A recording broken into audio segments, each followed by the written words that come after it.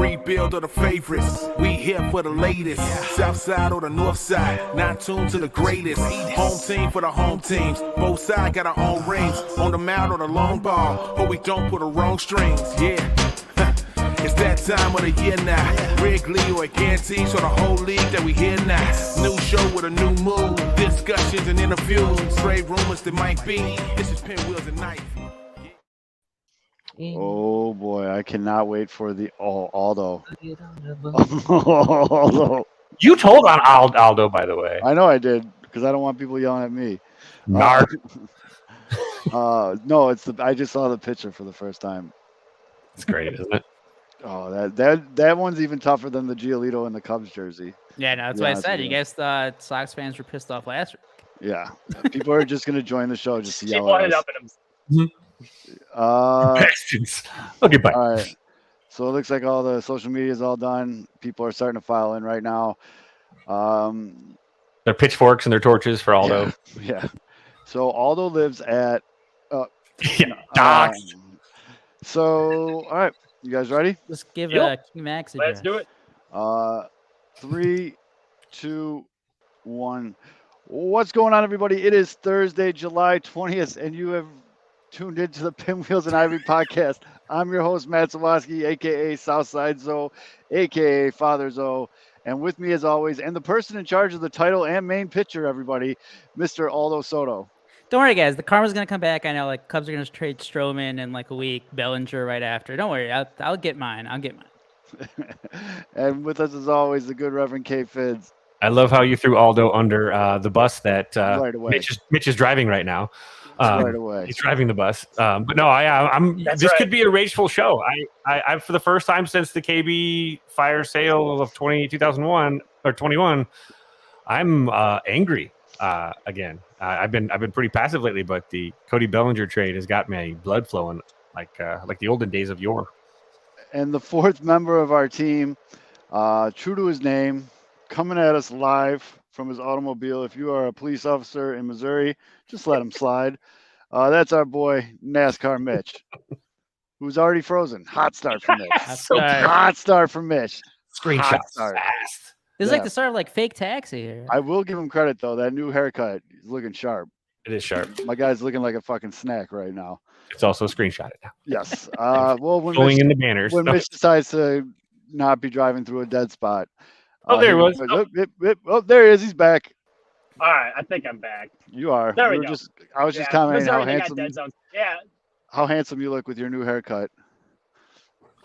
yeah. This isn't a NASCAR bit. Unfortunately, we had to do some big Nope, you're strike 2. Nope. One more and you're booted.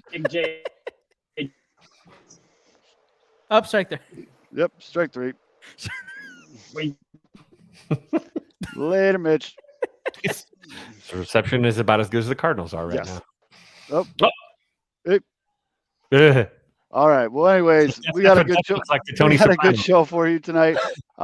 This is usually the episode during the season that either gets people really frustrated or really pissed off because we're probably going to talk about your favorite player, Jagoff. We're probably going to talk about what his value is to other teams, who he can get traded to. And ladies and gentlemen, as we go through the show and you hear me just randomly say Jagoff, that is because Aldo is putting up a picture of Luis Robert in an Astros jersey. I can't believe you're calling Luis Robert a Jagoff. Unbelievable. Move fast on this show. And then we're also going to look back at our predictions before the season started, how they stand right now. And then we're going to talk about what we think is going to happen in the second half. So we got a lot going on. White Sox are, Danny fucking Vargas just grounded out to second base. We got a lot to talk about, folks. This is going to be probably a longer episode, fun-filled episode. And let's tap this keg. As always, the show is brought to you by Sports Mockery, sportsmockery.com. Oh, I got back in. Hey, let's go. Make sure you download the app. Turn on push notifications so you'll be the first to know any and all Bears, Bulls, Blackhawks, Sox, and Cubs news as it breaks live, especially around this time of the year with the trade deadline looming for baseball. You're going to want to turn on those push notifications. Sports Mockery, sportsmockery.com. And if you're feeling feisty, go ahead and leave a 5-star review for the app in the App Store. Also brought to you by Uncle Bud's on 97th South Cicero. You never know who's going to show up there, ladies and gentlemen, because this week, former Blackhawks goalie Scott Darling stopped in for a couple and had some food. I heard he's a big chicken wing guy, but he was in there for a while. He was getting a tattoo down the street. No free ads. I don't know the name of the place. But, yeah, Uncle Bud's. New specials every day. Something's always going on. Uncle Bud's, 9700 South Cicero. Tell him your boy Zoe sent you. I actually played golf with the two owners yesterday and told them that I'm going to tell people that so they'll actually know what the hell you're talking about. Probably is if you tell anyone else that works with that, they're probably going to be like, sure. Mitch, could you do me a favor, by the way? I need you to go to a drive-thru and order 55 burgers, 55 milkshakes, and 100 pizzas, please. 55 tacos, 55 But, cheesesteaks. I could, luckily well, we're for going you, back with- Mobley has like 12 fast food chains. So you just name the restaurant. I'll get 55 burgers, 55 fries. How many health food stores do they got there? 0. I mean, if you count Aldi's health food store, I guess Yeah. they It's got probably that. about- But Yeah, that's exactly That- They all have Aldi's salads, really though. Come on. there's lettuce on burgers. Deep fried. exactly. So we're There's going a with tomato. There's a tomato slice. So we're going with Vlad Jr. is not Cuban again on the bottom. Yeah, we're just gonna All right, keep that fair in. enough. All right, ladies Mitch and gentlemen. booing that Vlad Jr. is not Cuban. That's weird. There he goes Uh, again. No. Doing it again. Oh, we had this problem a couple months ago. We had him go through training again, sensitivity training. And for all of you that came here for the puppy content, here's the 5th member of the crew. We got Thor joining us this week. Thor's got a lot to say about these trades. Say what's up. Where's boy. Apollo Seb? Apollo Sab is downstairs. He's doing some work in the basement. But Thor's got it down right now. Let's get right into it. Let's start with the worst trade rumor tweet I think I've ever seen. And I've been doing this since the beginning of Twitter. Yeah, it involves that. So I'm sure one of you guys can help me out here. Recall the Twitter's user's name. I'll pull it up right now because he unblocked me recently, apparently. Big mistake. Yeah, that was not smart. Huge.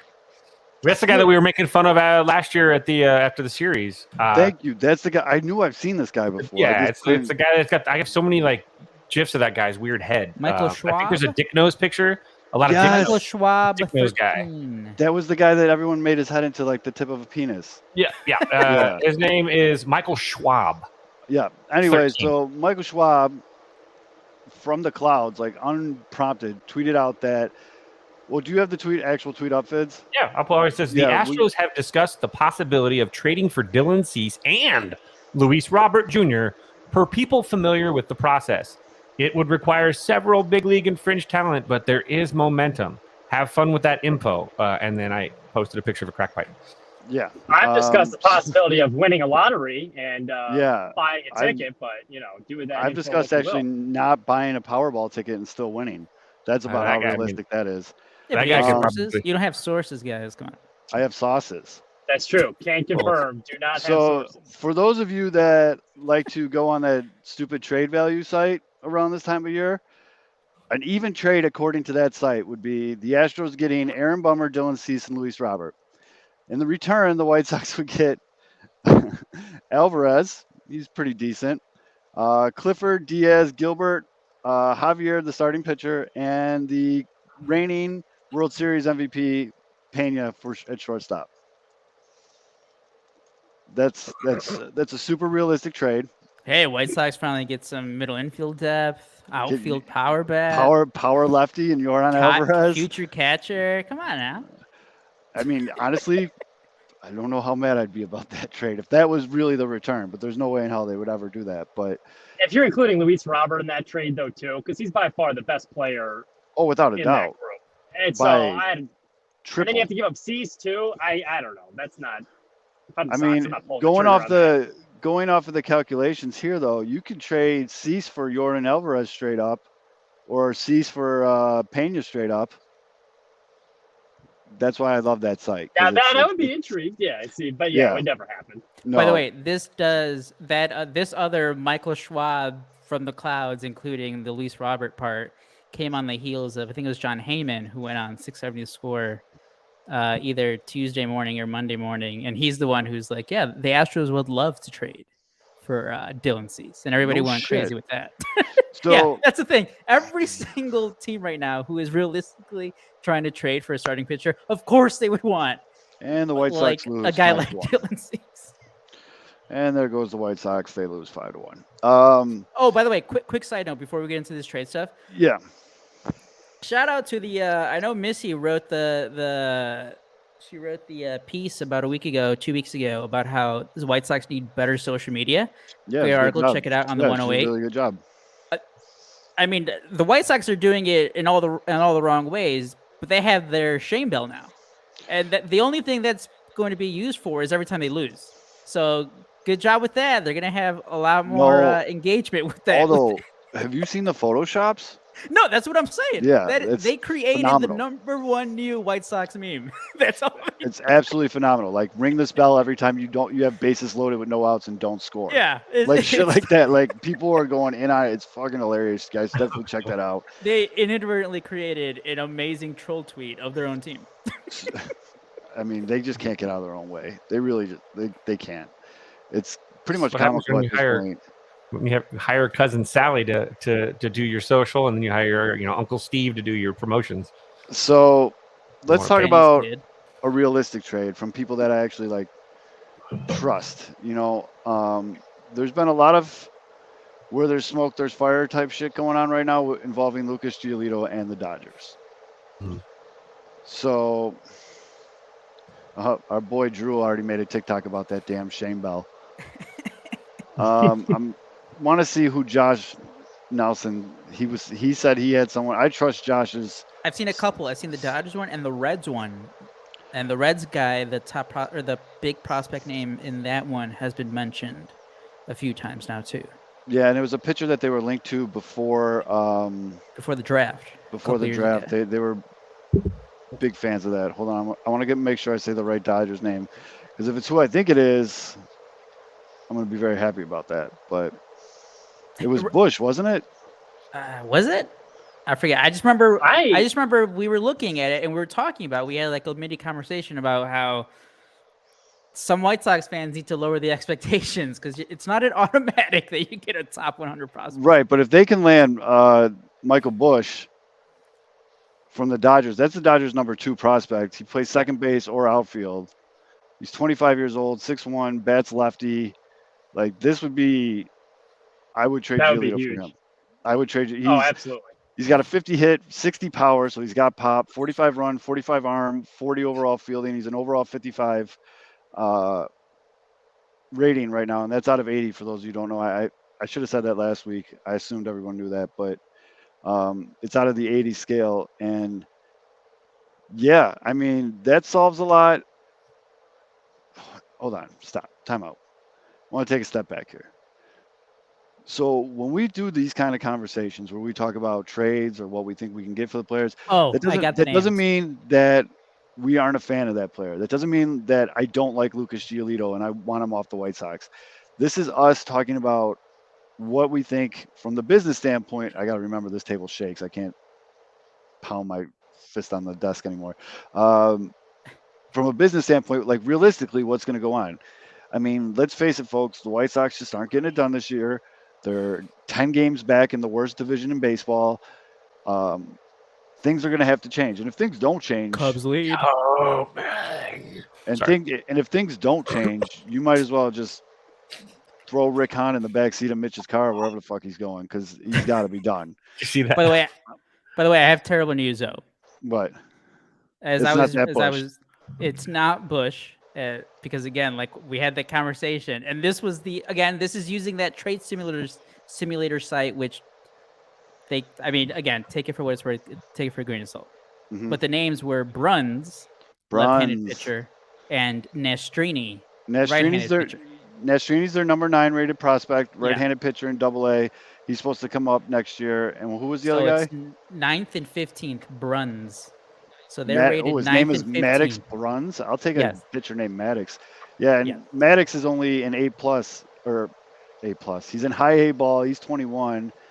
And Nastrini is, where's he at? He's in AA right now. So basically you're getting two pitchers that you don't know what you're getting for Giolito. And the Dodgers need a Giolito. You guys are going to see, you're going to hear a very common theme right now. We're going to talk a lot about pitchers because I'm already seeing in the comments right now people asking about TA. They're not going to trade TA, folks. unless it's a massive offer, because TA's got a $14 million player option next year. That is very, very inexpensive, if you will. And we all know Uncle Jerry over there doesn't like to spend that money. I've been thinking about that actually, just like recently. What if it does? What if that option actually works in the White Sox favor? Because they could say, Fidz brought that up in the chat today Yeah. too. Good sell. Yeah, yeah, like because they could say like, hey guys, like we'll pick it up. We'll do half the money, a big chunk of the money, whatever it is. We'll pick it up for you automatically, or like some version of that. But like make the return better. Mhm. That Yeah. could be a possibility. that could possibly No, I mean, yield the that's biggest a- return. And the Dodgers need a shortstop. No, that's a fair point. But I said it last week, and I'll say it again. The White Sox have already kind of indicated, with the guys they're willing to trade, by all reports, are expiring deals, which indicates that they're trying to contend next season. And if you are, you're not going to find a better shortstop for cheaper than $14 million on the open market. And Montgomery's not ready to come up next year. Even if he was, it'd be unfair to ask him to take over that starting shortstop role. I think if they're serious about trying to contend again next year, which it sounds like they are, there's no shot they move off that $14 million option. I really feel like we're in a situation now where you can make good points for either side, because both of you just did. I mean, Mitch is with the, they're trying to win next year, 14 mil. Let's just call it what it is. TA's basically punted this season. And I know since the All-Star break, he's playing a little bit more vintage TA. I share with you guys his numbers since the break. I mean, it's only been 2 series, but still, he's hitting the ball. And even like watching the White Sox-Mets game on Wednesday night, even his foul balls and his lineouts to right field, they're coming in hot. It's no more like I don't believe that he's forgotten how to hit a baseball. Like, honestly, I think it is all that mental stuff and the side distractions that have been going on with him and his baby mom. Like, that's a real factor. And so I think at this point, and it's also very hard to adjust mid-season. So, when you're struggling mid-season, you got all that side stuff going on. It's very confidence he can lose pretty quick. And I think he just needs a reset during the offseason. And I think you'll see the TA you're used to start next year once he can make some adjustments, come in fresh with a clean slate. I agree, and I also think that as much as we've said it for him this year, next year's the money year, man. Yeah. If you want to get that Dansby Swanson check, if you want to get that Trey Turner check, which I don't think he will unless he wins MVP next year, you have to come out and have an amazing season next year. So if you can get like prime top tier TA for 14 mil, that's an absolute fucking steal.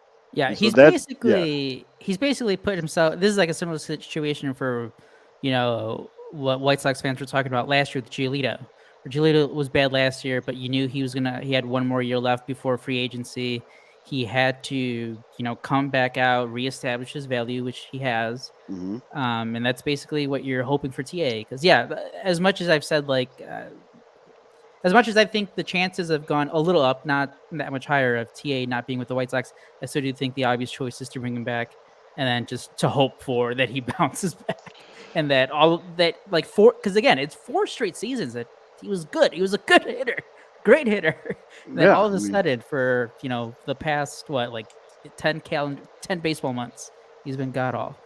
Well, see, and on the flip side of that, though, too, you've got to think about it this way: if by chance the White Sox are evaluating the franchise and where they're at, and they realize that maybe perhaps next year isn't super competitive as they'd like it to be, without making some major overhauls, you could also look to, again, if you got Montgomery that's a year or 2 away possibly, or another shortstop opportunity. I mean, you've got guys that are going to be coming in that are like roughly worth a little bit less than 14 million, like a Brandon Crawford who's going to be a free agent, or like just some of those guys, some of those names that are kind of like at least how old is Brandon Crawford? 36. So he's got like a year or 2 left. And so if you're that gives me Jimmy Rollins 2016. Yeah. This is how you're going to know if the Sox are been solid though. He is, but if the Sox are going for it, obviously you want to have as much talent in your. You don't let if you're serious about winning baseball games, you don't let talent go. You keep the talent. You don't let talent walk. You don't trade talent away. You simply just ride the waves of a rough season and you restart and clear it up and start over next season. Fire sales are for loser mentality teams. And we'll talk about it, I'm sure, later with the Cubs stuff too. That's the Pittsburgh Pirate mentality. It's weak dick, small market, loser thought. And teams that, are, so if you are in contention, if you actually want to make your fan base believe you're in it, you're going to keep Tim Anderson. But if you're not, and you looked at the writing on the wall and you think that the writing says that, hey, maybe you're a couple years away again, you're going to look for a cheaper stopgap and you're going to get what you can for Tim Anderson. You have to. And you might use that additional year of control to help kind of bolster what kind of trade package you get back. Now, again, we don't know what's going on in that clubhouse. We don't know if there's been some issues, personality wise, we don't know. But this has been a really rough season for Tim Anderson, and White Sox fans are going to be pretty forgiving. You perform, they forgive you. They don't care. Eventually, I think Clevenger would have been accepted even if he had been like, Cy Young out there. So you've got to have that. I mean, look at Aroldis Chapman getting cheered in what? Well, it's Texas, I guess, right? No, Yeah. Domingo Herman. I mean, but in the end, you've got to look at this. It'll be the White Sox will be telling the fans what they think by what they do with Tim Anderson. That's Giolito. I think they can find another arm, and they should get something for him if they're not going to contend. But I think with Tim Anderson, that's like the bellwether right there. Yeah, I've pretty much chalked up Lucas Giolito's getting traded. To me, it's not a if, it's a who. But were the Reds kicking the tires too? I heard. Yes. I thought I read the Reds. yeah, the Reds. Reds and the Dodgers have been the forefront. And Tampa, right? there's a lot of teams in there. No, Tampa's Lance Lynn, in which I was just. Oh, Lance Lynn, that's right. So the other big thing is that Tampa, looking for a veteran arm. Tampa's having a really rough kind of, what is it, all of July? I think they're like 3 and 11. They've cooled down a lot. They need a veteran pitcher, a guy like. Yeah, sorry, Mitch, you're on like a 5-minute delay. Hold your hand up, count to 3, and we'll pause for you. My bad. No problem. Am I still Very on delay good. right now? Say yes when No. you hear this. No, I was. Yeah. Well, it's like a second and a half. Yeah, that's seriously like 30 seconds. Will you hold up today's newspaper for proof of life, please? Mitch has entered the Twilight Zone. All right, I'm going to be back in like 5 minutes. I have a point about Lucas. I love when he does All right, that. we'll get back to Mitch in like 5 minutes. Good talk. We'll see you out there, bud. Aldo, did you boot him or did you boot Yeah, him? I just Aldo beat me to it. I was because literally helping it over was literally every other word. Give him one of these. So what I was saying about Lance Lynn, though, it's a very, very good fit. The problem is it's a very, very good fit with a team that everyone, it's like rule number one of being a baseball fan. You don't trade with Tampa Bay. Everybody that trades with Tampa Bay gets absolutely torched in the deal. Just there's no way around it. I mean, Every time. it's insane. Like if you look at their history of deals, like I think someone pointed out they lost like one deal in the last 10 years. I mean, it's absolutely goofy. Luke, I see in the comments, put your trade in with the Diamondbacks again in the comments because I liked it. Luke, last night I was watching TikToks. It was like ASMR. It was battered, deep fried Uncrustables. And it was fantastic. They had a syrup they made to drizzle on. Oh, man. I was like, whoa. But Gourmet. going back to the Giolito and the Dodgers trade that Josh put together, and again, that's just hypothetical, going off trying to come up with something that somewhat realistic, but it goes back to, like, again, we said the number 9 and the number 15th ranked prospect for the Dodgers in a good system. They're like a top 3 farm system. Dodgers, so like the number 9 prospect for them is like, maybe like the number 5 for a different team. But I don't think you're going to get like a Michael Busch. You're not going to get like a team's top catching prospect. And I don't get why fans are so focused. I know that you guys need a catcher, but I said it last week. They got to get off that. Go for the best player. And you guys need pitching.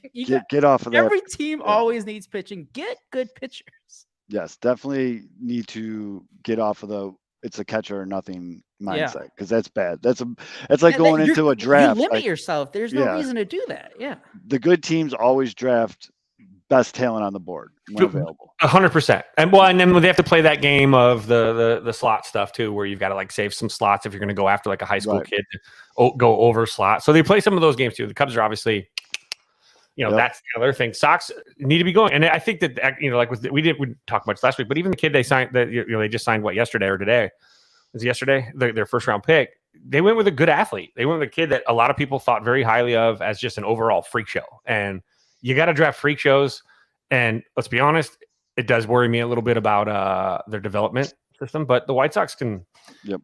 you've got to be able to develop something for God's sake, So like sooner or later. a little curveball, and I'm not saying this. I have no rhyme or reason. We're at the point where I'm just throwing shit at the wall to see if it sticks. But it kind of makes sense. What if with the Giolito trade, they sprinkle in, I don't know, a Gavin Sheets or a Jake Berger? Maybe this will Jake spice up Berger's- the pot. Where's those? Did that Jake Berger thing come from just a random account? What was that about? I don't know. People, Yeah. every asshole, myself included, can get a blue check mark now. So you can't, no longer can you just look at it. And Well, I go, was gonna "Oh, say it's the check." food accounts are out, but these other random accounts are back Yeah. in. But in all honesty, what are you supposed to do? You're supposed to sell high, correct? Yes, There's no selling higher on Jake Berger than right now. that's true. And for the fit, I think I honestly say this every time we talk about this. I'm a huge Jake Berger fan. Love his story. Love everything he's overcome. His wife is awesome on Twitter with the whole baby gets to watch all his home runs type shit. Like, it's great. I love Jake Berger. Want him on the White Sox. But if you throw Lucas Giolito with Jake Berger to the Dodgers, now we can start talking about, some of these guys maybe in the top 10 of their system. You know what I mean? Like a Gavin Stone, or I don't know. I don't think they're getting Dalton Rushing. I know we just said get off the catcher thing, but the Dodgers do have 2 catchers in their top 5. Mm-hmm. So, But I mean, even with Berger, I don't think that would move the needle. I think it would have to be like a guy like Vaughn, who they're has not the gonna- better I don't think they're going to trade pedigree. Vaughn. I feel like they got Yeah, he's an untouchable. yeah, they got a weird boner for Vaughn. I don't think he's going anywhere. But, and then the other thing is, Joel just said in the comments, and I've seen a couple other people say in the comments, the White Sox got bullpen pieces they can move. Oh, guaranteed. Aaron Bummer's going to be like a stud all-star real setup man when he gets Yeah. traded somewhere. When they trade Lance Lynn and Aaron Bummer to the Rays, Yeah. it's going to be. I mean, Jake game over. Diekman already has been like 10 times better with the Rays. They're just going to tweak one little thing with Lance Lynn, Yep. and he already is on a great streak of like striking out everybody. It's just going to get even better, and everyone is going to be like, "What the fuck? Why? No. Why didn't this happen?" Ryan in the comments brings up a pretty fair point. He says, I'm keeping Berger and getting rid of Moncada. Dodgers would turn Berger into a top 5 MVP candidate, which I don't doubt that either. But I don't know what the market looks like for Moncada, because that's All right, I'm back, assholes. Hey, look at that. did you do like a 100-yard dash to your desk? We're glowing again, Mitch. We're glowing. I know. We're- Well, we're it's hot glowing. outside. Well, he has the AC off. Remember? Oh yeah. And I did a 100-yard dash. So Yeah, we got to get people subscribed to the show so we can get tipped, so we can start a Mitch Gets AC Foundation. Or at least a towel, for God's sakes. And not the sticky towel next to your bed. Yeah, I don't know. We could do like a thermometer, and when every point is like we get like an hour of AC for Mitch. Would you guys? But going back to this though, and I guess Mitch, since you just coming in, if you had to pick one moving forward, and the other one's going to get traded in a package with like a Giolito or a Lynn or anything, Package. are you keeping Berger or Moncada?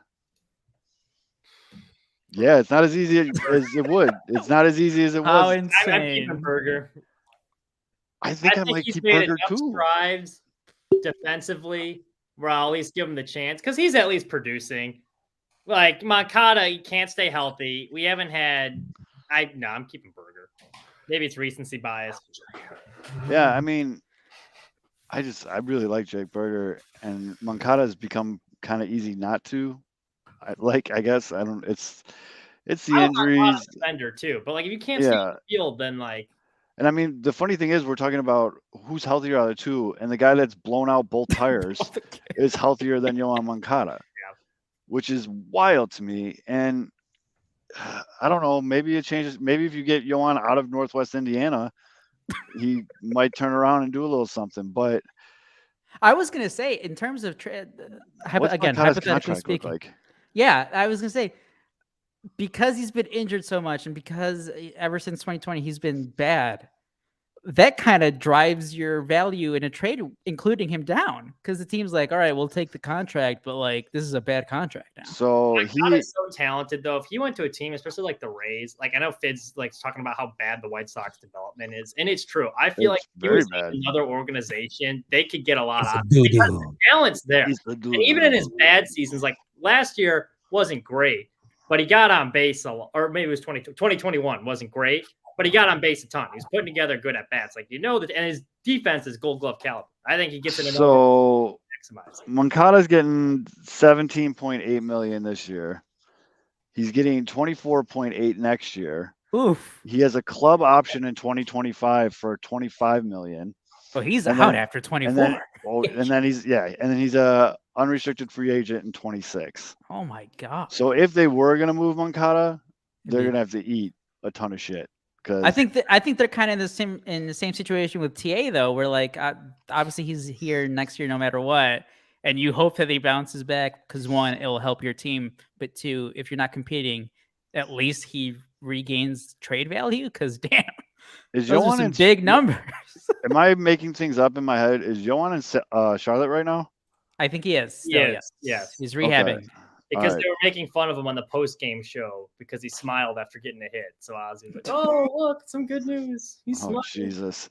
And then, I mean, so I've seen Lance Lynn to a couple. So basically, there's like 5 teams that are looking for someone to fill a rotation spot, and these teams all have like playoff bound. Like you're talking about the Dodgers, the Rays, the Reds from the Clouds. Baltimore, but Baltimore picked up that dude from Oakland today. Relief pitcher, though. Yeah, true. Relief pitcher. I know there was one more. The Diamondbacks. The Diamondbacks. Oh, Luke, sorry. I asked you to put your trade in here, and then I just glossed right over it. My bad, dude. Hold on, I'll find it. Here you go. You get an angry text? Cease and Graveman for Jordan Lawler and Brandon Fat. I don't know. I gotta go to school on these guys. But that's the thing. I think Jordan Lawler's like. Lawler is their top prospect. Yeah, you're not. I misread that. With Cease included, yes, maybe. No, so what Luke here is proposing is Cease and Graveman for Jordan Lawler, who's a shortstop, who is also Arizona's #1 prospect over Drew Jones, and Brandon Flat, who is a righty who happens to be their number. So you're getting their #1 and #3 prospect for Dylan Cease and Graveman. No, I'm not gonna give that up. It depends on. You need to get. That's the thing. I did write about this recently, and I said, again, temper expectations. But if you get a couple teams in the same division to go in a bidding war, which Diamondbacks and Dodgers, they're going back and forth right now in the NL West. And I saw this the other day. Remember back in 2017, Cubs, obviously, huge trade. White Sox got Eloy, got Cease. Cubs got Quintana. Why was that trade like so huge? Because of the options, the cheap deal on Quintana. So, Cease does have next year. So that is a plus there. He's still young, coming off runner-up to Cy Young. Yep. So it could. Those the Giolito trade, some of those are getting a little out of whack. But when you start talking about Cease, like it does get more interesting. No, I agree. You're going to have a hard time trading a guy having the kind of season that Cease has had, though, in the middle of that season. Right now, there's no guarantee that the team that's getting him is going to get last year's Dylan Cease and not. He's been better. He's been better, but he's not been. Oh, he hasn't been last year. It's like bringing in a car that you had at the beginning of the season that's gorgeous, perfect, and it's got some scratches on it now. There's some dings. You backed into the bush a little bit too hot, and you got a couple scratches back there, and you opened your door at the drive-thru accidentally, and you got a little ding. Maybe you backed out and kind of cracked your your rearview mirror a little bit. Still not bad. It's fixable, but it's going to take some of the price is going to come down a little bit just as a result of that. You have to. It has to. Maybe I still think teams are overlooking that though, just because one, there's not a whole lot of sellers, and like going to Aldo's point too with like I think Lynn is a guy like as bad as he's been this year. Like his ERA stinks. But like the White Sox can milk a lot more value out of him than they usually would, especially if you look at the teams interested. was the Rangers and Rays. And Rangers. That was the fifth Yeah, fucking team. Rangers. Well, I'm and literally both wearing their playoffs, hat. I think, understand the fact that they're going to have to probably go through one or the other on the way to the playoffs. The two of the Yep. better teams in baseball. You don't want the other guy to get them, so you're going to pay a little bit more, even for a guy like Lynn, who has a 6-something ERA, and then so you have a guy that's much better than Lynn. So I think I don't think that's gonna the current performance this year. I don't think is gonna ding the value. I think too I think that performance is going to be a big factor because you need a guy that's going to perform if you're going to, No, but Dylan C. I mean, again, Dylan Recently- Cease, I think he had a rough May, but I think since Yeah. June he's been really damn good again. and The point I failed to make, bring it back to the Jose Quintana thing, was the Cubs were like bidding against the Brewers. right. And again, the Cubs were competing. The Brewers were like came out of nowhere that year, and they were in the division race. They were leading at the All-Star break. Like the Brewers were, or yeah, not the Brewers, not the Braves. The Brewers were ready to trade for Jose Quintana too. Like they were in the mix. They could have, because at the time they still had a pretty good farm system. They could have easily put that together. Now that doesn't excuse Theo Epstein for what he did. No, But that's just one of the things that going back to the Dodgers and the Diamondbacks. but You got two teams going for it, competing. The Diamondbacks, the younger team who's now on the way up, maybe they get aggressive, but again, tough because it has been a while since we've seen anyone do that type of trade that the Cubs Right. did. It's And it just doesn't happen. the other thing that I can argue for Lance Lynn's value, well, there's a couple things. So like a younger team like the Reds or the Rangers are even pretty young now, and you're getting a vet's vet. Like you're getting a guy who's done everything in the league. He's done everything, and he's also vocal enough in a locker room where people are going to respect what he's bringing. And then on the field, you're getting an innings eater. You're getting a guy who is pretty animated. You know, we all love the nut grabbing and the slapdick bitch and all that shit he says on the mound. That's the type of thing, though, you can inject into a young rotation and you could just make it strong. Absolutely. When he first got to the Sox, the entire pitching staff says like the same thing. Like Evan Marshall, the reliever for him, not a very animated guy on the mound. He was like, yeah, all of a sudden I started getting fired up on the mound because I saw Lance Lynn do it. Like the Lance Lynn effect, especially that first year he came here, was real on the pitching staff. Without a doubt. And again, I do want to say this so it's recorded. I know a lot of people are seeing the season Dane Dunning's having this year and they're like throwing their hands up. At that time, I make that trade 10 out of 10 times. Actually, the White Sox Results biggest mistake, their biggest mistake was not trading for Lance Lynn in 2020. Right. Like, because that's when Series. yeah, when Ricky Renteria was like, "Hey guys, we need starting pitching help. little we don't help. have the guys. Yeah. Give me a fucking starting pitcher." Little Lance help. Lynn was right there, Yeah. and As they soon as they waited lost until the offseason. that series, you knew like, oh boy, we're in Yep. trouble. They definitely needed another starter because the lineup was good enough, I think, to get to the World Series. They just didn't have starting pitching. Right. Well, I mean, that game against Oakland when it was a bullpen game in the fucking playoffs was. Yep. Phew. But that's where I think Lance's value comes in. I'm putting Lance at like 80-20. He gets traded too. I don't know. I see it. Can I say one thing? This would have been a really good point earlier. I realize it's going back to Lucas Giolito, but the car was, I was glitching. Yeah, it's fine. You were Uh, super delayed. I see. Yeah, it was bad. I promise this was relevant when I was trying to say it the first time. But you said it Lucas 40 Giolito- minutes ago. And it goes back to your point, like people saying just because we want to trade him doesn't mean like you can't. Like I saw a lot of people last night, and I know it's fans and you can criticize players, like that's fine. There's a lot of people dogging Lucas Giolito, like, oh, he's like ruining his like trade value. It's like, no, he's not. Like No. Lucas can get a pass for one bad start. Like, I don't think people realize how good he's been this year. 20 starts, he's had 2 where he's given up more than 4 runs. That's pretty damn good. And this is despite the fact he's dealing with all these trade rumors. We saw Wilson Contreras last year. How did he play when trade rumors started coming up? Like, it bothers you, especially when you're the hottest commodity trade-wise. Probably not only on the White Sox, arguably in the MLB. His name pops up in every trade rumor article you're going to hear. And oh, by the way, he also just publicly announced he got over a divorce of his wife for 3 years. So, like, he's got a little bit going on the side. Makes it a little bit hard to pitch. Cut him a little slack for one bad start against the Mets. Like, some of these fans, I swear to God, after it's very frustrating the amount of meatheads you see on Twitter. Yeah. I mean, any that's chance? just, Get him, Mitch. Get him. yeah, that's just welcome to Twitter. That's like if you tweeted that, I would just reply with a welcome to the internet gif. because that's just what it is, dude. And Where do you just put a the little- odds a of? little. Okay. Oh, cool. Go ahead. I was saying, what do you put the odds of Yas going somewhere with his? Not with that contract. He's Well, going to he's the done. bank.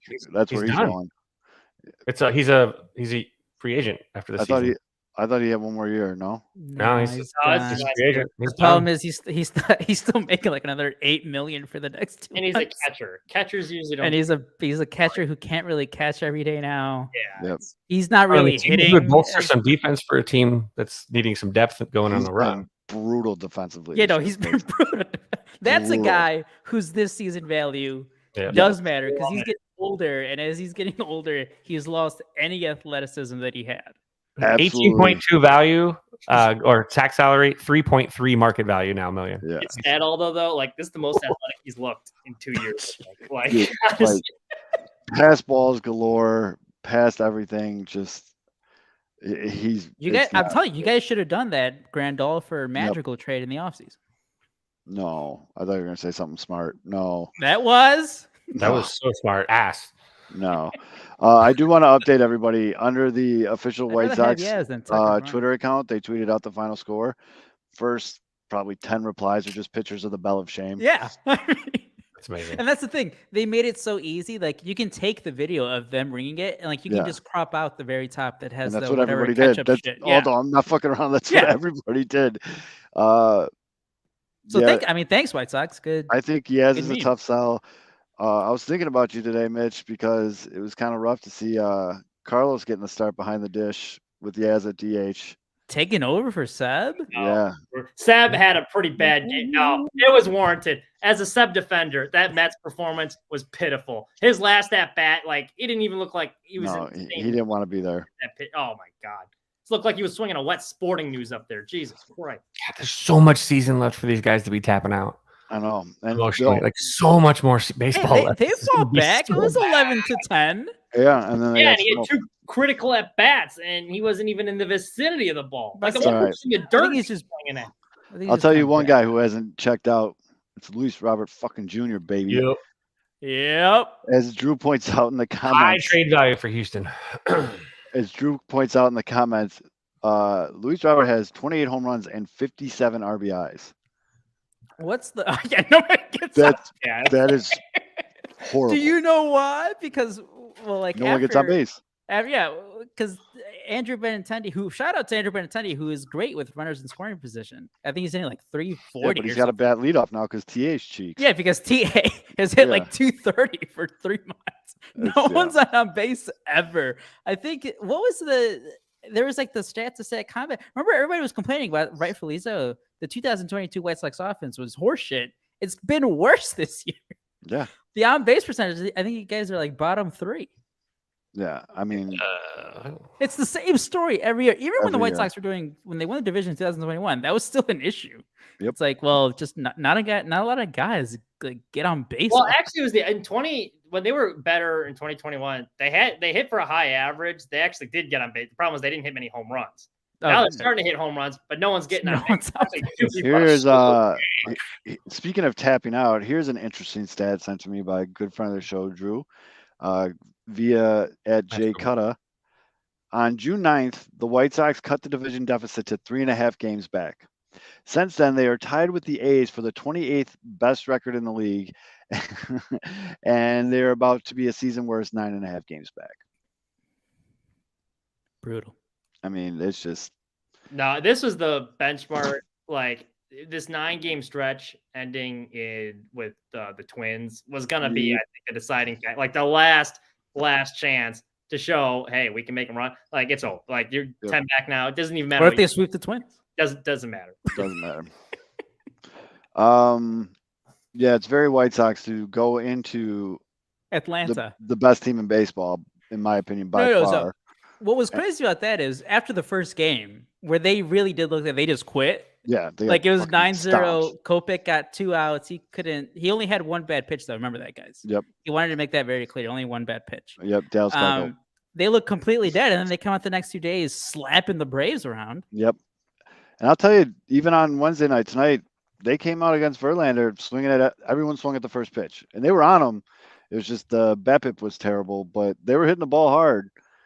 Mhm. And then 5 runs later, it was like, what the fuck? And then Luis Robert hit his standard solo home run in the fucking seventh. This was Chuki's first bad outing.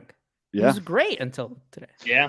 But very, very White Sox to take a series in Atlanta and then go to a struggling Mets team and just get slapped around.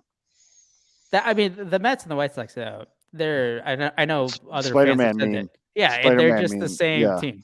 Well, like it felt like, and you don't want to say this about baseball because there is 162 games, but like that game very much last night felt like the season because you knew it was Verlander versus Tukey today. Mhm. So like, especially if you want to win that series, and like I said, because this is the big 9-game stretch where you got to try and prove your contenders. Felt like that was the one they needed to have, and I think that's why they showed so much fight because I think they knew it too. Yep. That's why also they kind of laid a dud today. Yeah, it was pretty brutal. I mean, I know we've brought it up a bunch of times, but I'm going to reiterate it because it's becoming stronger and stronger. There's like 4 guys on the Sox team that I would consider untouchable. The rest of them can go. Did you have the That's same very 4 similar that to the John list. Heyman reported? Yeah, I was saying, is it that same list? That was I would Vaughn, say Robert, I would Eloy, say- and Cease? Cease. Was it Cease? Yeah. I'm good with that 4. Yeah. And maybe I wouldn't Seb. put Eloy as an untouchable. He's hurt again. I wouldn't put Eloy as untouchable. I don't think I wouldn't put Vaughn as an would have untouchable. untouchable. I don't I put told anybody you. as untouchable. I mean, honestly, you should. If someone wants to kick the tires, nobody should be off the table. If it's a deal that's good for the. That's No, you don't franchise say. and the You juice- have you know, you should- He only has a 1 year left too, so like, I guess he wouldn't be untouchable if the right deal. I mean, came God, along. if You someone- have- I feel Some like team comes in though, and they know that Luis Robert is a freak, and they're willing to give up. Like, But you're bunch. hoping to get someone in that return that develops into what Luis Robert is right now. So that's Or- why I would or consider. you got to split the difference sometimes too. Maybe you have guys that are as 90% as successful to get so you have 2 guys at 90% of Luis Robert's production compared to 100% of his. You're getting roughly 2 to 1 on Yeah. that. Like, it really just depends. It really depends. But you'd have to. I mean, you understand kind of the block. It's going to be a Yeah. very big deal if he gets traded because it would be the blockbuster because I don't think Shohei's going to get traded. It would be Yep. the biggest trade of the offseason because it would be a massive haul, a massive. Matt. Well, But it's not worth it. really. Luis's contract is extremely team friendly. I don't. And but that's also part of the reason why I would say, besides the weird boner they have for him, Andrew Vaughn has a pretty team friendly contract too. Yeah, I think he's just still under the regular arbitration system so far. I don't think he's the only guy who didn't get like an extension, right? I don't At think he least- got the big money. He's a free agent not till 2028. My God. No, Andrew Vaughn. Yeah. No, I mean, Who's also not been nearly as bad as people make him out. To be honest. but when your team, I mean, he's been an above average major league hitter. I mean, I don't know. I mean, they're not I- all gonna be superstars. driving in runs. It's just Which the RBI, people always like try. Oh, the RBI doesn't mean like it does mean something. Like hitting with guys on is definitely a skill. That's the whole goal of the game is to drive in runs. Yeah, I want a guy Yeah. that has a lot of RBIs. The people that are like, oh, the RBI doesn't matter. It's about people in base. Like, no, it does. That's a skill. It matters, but it matters in a sense, and you need to kind of look at it differently. Like, If leadoff guy, I don't give a shit about your RBI. yeah, if you give me a run I score. I guess instead of RBIs, I'd be more interested in like batting average with runners in scoring position. Well, that's again. I mean, I know it's picky, subjective but- stat. People are going to use whatever stat like crafts their bias, right? I know that there's a dude on White Sox Twitter who's like, yes, it's nonstop about Andrew Vaughn being overrated, and every time someone challenges Shout him, out Penals. and You can say, every why are time you guys someone so reminds afraid him to say people's names? I don't want to Kevin, insult why are you people. so just? You I can only say insult me. I don't want to insult. I'm not here to insult you. I've turned over a new leaf. you right? brought him up for a reason. I mean, now Senior Sox and I are best friends. We write each other love notes and whatnot. So we're not gonna beef out The here. problem with Andrew Vaughn is just like he's completely fine. Yeah, That's just the thing, though. he's fine. He's fine. People thought, and again, it goes back to expectations. Nick Madrigal, number 4 pick. Andrew Vaughn, what was Vaughn? Number 3 pick. 3, yeah. Like you're a first baseman where traditionally MLB, since the beginning of time of the sport, MLB, you're going to be one of the best sluggers on your team. You're going to put up monster numbers. Andrew Vaughn's just fine. He's not bad. He's fine. He's fine. He's slugging Yeah, but 422. He's just not good. All those years, He's you get- fine. Yeah. He has a He's not 104. He has a 104 WRC plus. He's fine. That's Yeah. okay. That's okay, but it's not good. If he was drafted in the second round, Oh yeah, it'd be like, He's a hey, fucking great value. steal. Got a Yeah. solid Well, MLB hitter. That's the ding dong mindset of people not understanding how different baseball drafts are versus all the other pro sports. Mhm. Baseball let's take the draft, draft if you out of draft it. a dude in the first round, it's an absolute home run if the guy becomes a player that plays every day at the major league level, superstar or not, a consistent, at least average to a little bit above average major leaguer. That's an absolute freaking home run for any first round pick, because baseball drafts are a whole set of lawn darts. And some guys hit and some guys don't. It's just not the same thing. You don't draft a guy that like in the NFL, you might draft a guy and he's a beast right out of the gate. In the NBA, the guy's a beast out of the gate. In Major League Baseball, it's a long process. And if you can get a guy in the first round that becomes a contributor at the major league level, that means at 3 drafts in a row, say that all 3 guys hit and they're all average or a little bit above average. You've got a very good, 33% of your lineup. Plus, then you've got stuff to spend. You've got guys you've already developed. It works, but the problem is everyone looks at first round pick, 3rd overall. And if they're not freaking Bryce Harper for some reason, it's a fail. And it's not. It's an absolute not. It's a successful pick. I'm not out here. And I'm not out here saying he's untouchable. But out of all the things you could complain about on the White Sox, Andrew Vaughn right now is he's like, there's a lot of problems. He's not one of them right now. I haven't looked at this before because I really just never needed to. Jake Berger's making $720K this year. well, yeah, he's on a league minimum. Untouchable. Yeah. And He has he's- like no service time. I think he's still like technically his rookie season, kind of. Yeah, he's pre-arb next year, pre-arb in 25, and he's arb 1 in 26. Yeah. The most he's gotten in a season was his $3.7 million signing bonus. Yeah, I know, because he came up briefly in 21 and then 22 again. Yep. He barely had any service time heading into the season. Yeah. So, wow, I didn't realize he was that. Yeah, he's on that 720. That's the league minimum. Yep. League minimum to be on a roster. Yeah, his service time right now is 0.127. Yeah, there you go. Not even That's crazy. value. Trade him.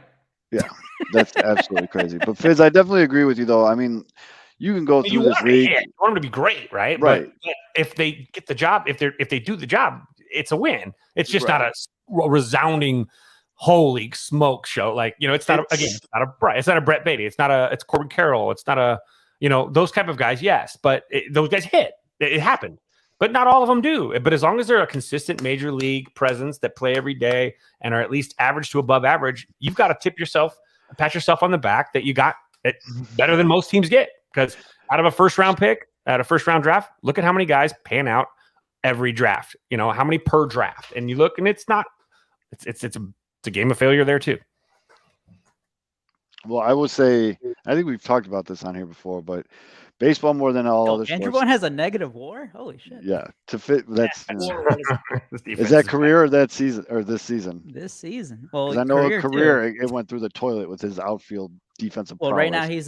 this season he's at negative 0.1. But like to Fizz's point, I think baseball out of all the major sports, the first round isn't a slam dunk as it is with everything else. And Mitch, were you watching Cops? That's fucking hilarious. It's funny. Like, I was having problems getting cops to talk to me in interviews down here. So next time I went to the barber, he went a little short on the sides, but high and tight. All of a sudden, first day with the haircut, former Marine and police lieutenant, all of a sudden agreed to talk to me. So that's actually hilarious, to be honest with you. But I think with that train of thought, though, Fizz, I think it's a little bit different Everyone at now the station just salutes me. than it was in recent years with regards to. Really sucks. I'll say this, by the way, not to interrupt you, but the 2019 draft was actually a freaking fantastic draft for guys that panned out. Well, Makes it, except for the Cubs. The Cubs have 0 guys that were drafted in 2019 that play Major League Baseball, but everyone else looks like they hit. I mean, you got Rushman, Witt, Vaughn, C.J. Abrams, Jung, Langoliers, who's pretty good, Manoah, who's figuring it out, Beatty, Bryson Stott, our guy Corbin Carroll. I mean, there's a lot of players that kind of panned out there for that early part of it. That probably makes it worse. It's kind of like Mitch Trubisky. If Mitch Trubisky wasn't drafted and they didn't pass on, terrible. Mitch Trubisky's like, no. What I'm saying, I'm trying to like Mitch Trubisky. Shut up for a second. And this, No, dude, you shut up. Stop I'm going to say this. fucking pop up terrible The scrutiny for Mitchell Trubisky wouldn't have been as heavy if it wasn't a draft where they passed on 2 other quarterbacks that and traded people up for him. Yeah, exactly. So it created an additional amount of anger, and so that makes it harder on these players. That's the point. I didn't say Mr. Trubisky was good. I'm just saying that the scrutiny that came with it, he was booed before he played a single down, and we knew he was not good. He was booed in a Bulls game because he wasn't Mahomes. Okay, that's a little different though. Like, not to go too the far Bulls down game the shit rabbit hole, was. but it made it worse. It made it worse if those guys produced. It made it look like a big fail. Was going to be good. And it was out of college, and Trubisky was like he was terrible in college. He won 6 games his final year. There's a reason he didn't start till his Trubisky was fucking trash. Actually, that was a perfect analogy. That was like So you guys are missing the exact point of what I'm trying to make is the fact that the scrutiny was tighter because it made it harder because there were 2 giants in the part of the story that they passed on to get there. So it made it even worse. It's terrible. NFL, MLB drafts, like we just said, it's different.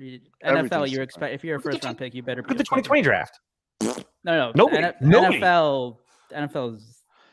I don't see a 2020 player playing at the major league level drafted in 2020 in the first round. COVID year, terrible drafting. Ed Howard, what a mistake. I think with the kind of what you're going. It's hard to compare the two because the MLB is so much because there's so many guys with different circumstances playing in high school, playing in different conferences in college. It's a lot harder to evaluate exactly player as it is good football players. So it's a lot easier to whiff on a first round pick. Like I'm not. So what I've been trying to say for the last 15 minutes is. So Aldo, how about that? As the seasons have gone on now, and these kids start being in showcases in fucking 6th, 7th, 8th grade, I feel like teams have more information now about MLB players where we are going to see more kids that are taken in the first round, the first half of the first round, or even just in the first round alone, hitting more often than not. I just think the amount of fucking shit these kids have to go through to get there is unbelievable. You know what I mean? Like, I don't see any superstars from the 2018 draft either as I'm going through their first round. Maybe Jonathan India. Well, he won Rookie of the Year. Yeah, he's pretty good. So that's maybe MLB vote getter, Nico Horner.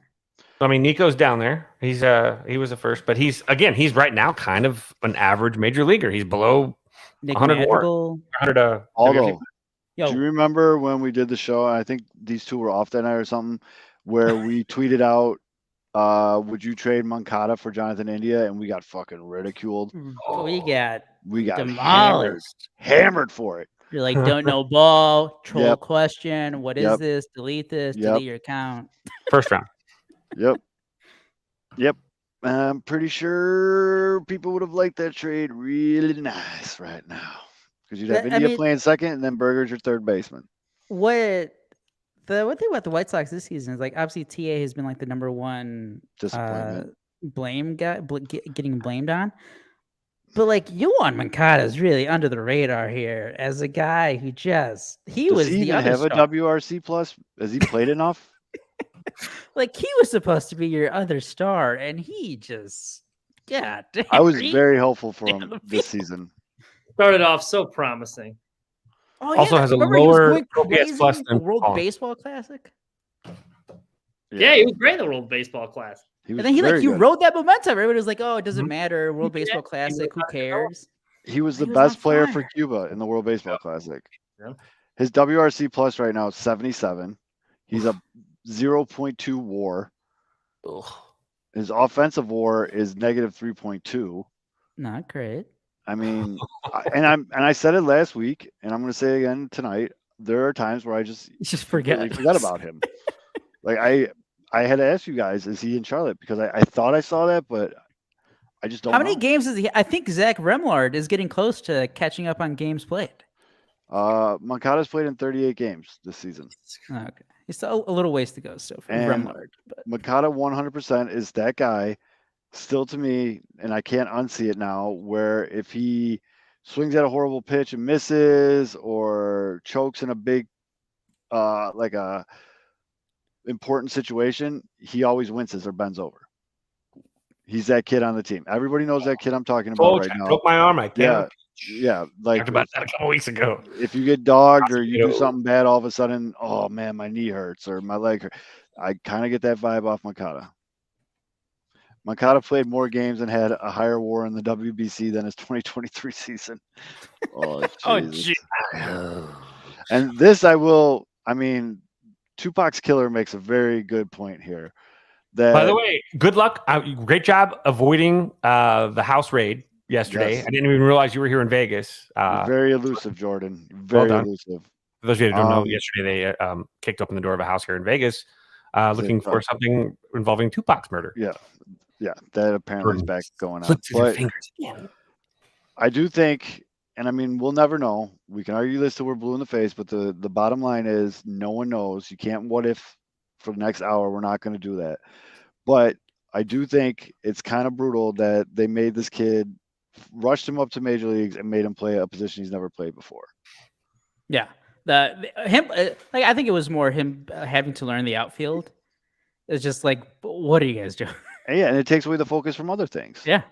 Like if he would just, and like his plate approach and everything, he's sitting out there, shagging fly balls all practice, and he doesn't even, you know what I mean? Like How many hacks did he miss out on having to go out and take reps at a different that's what position? I'm saying, dude. Having to learn. He forfeited, I'd say 50 to 60% of his reps in development to get to that point because they needed to overdevelop him to learn a new position. So he got even probably less offensive work.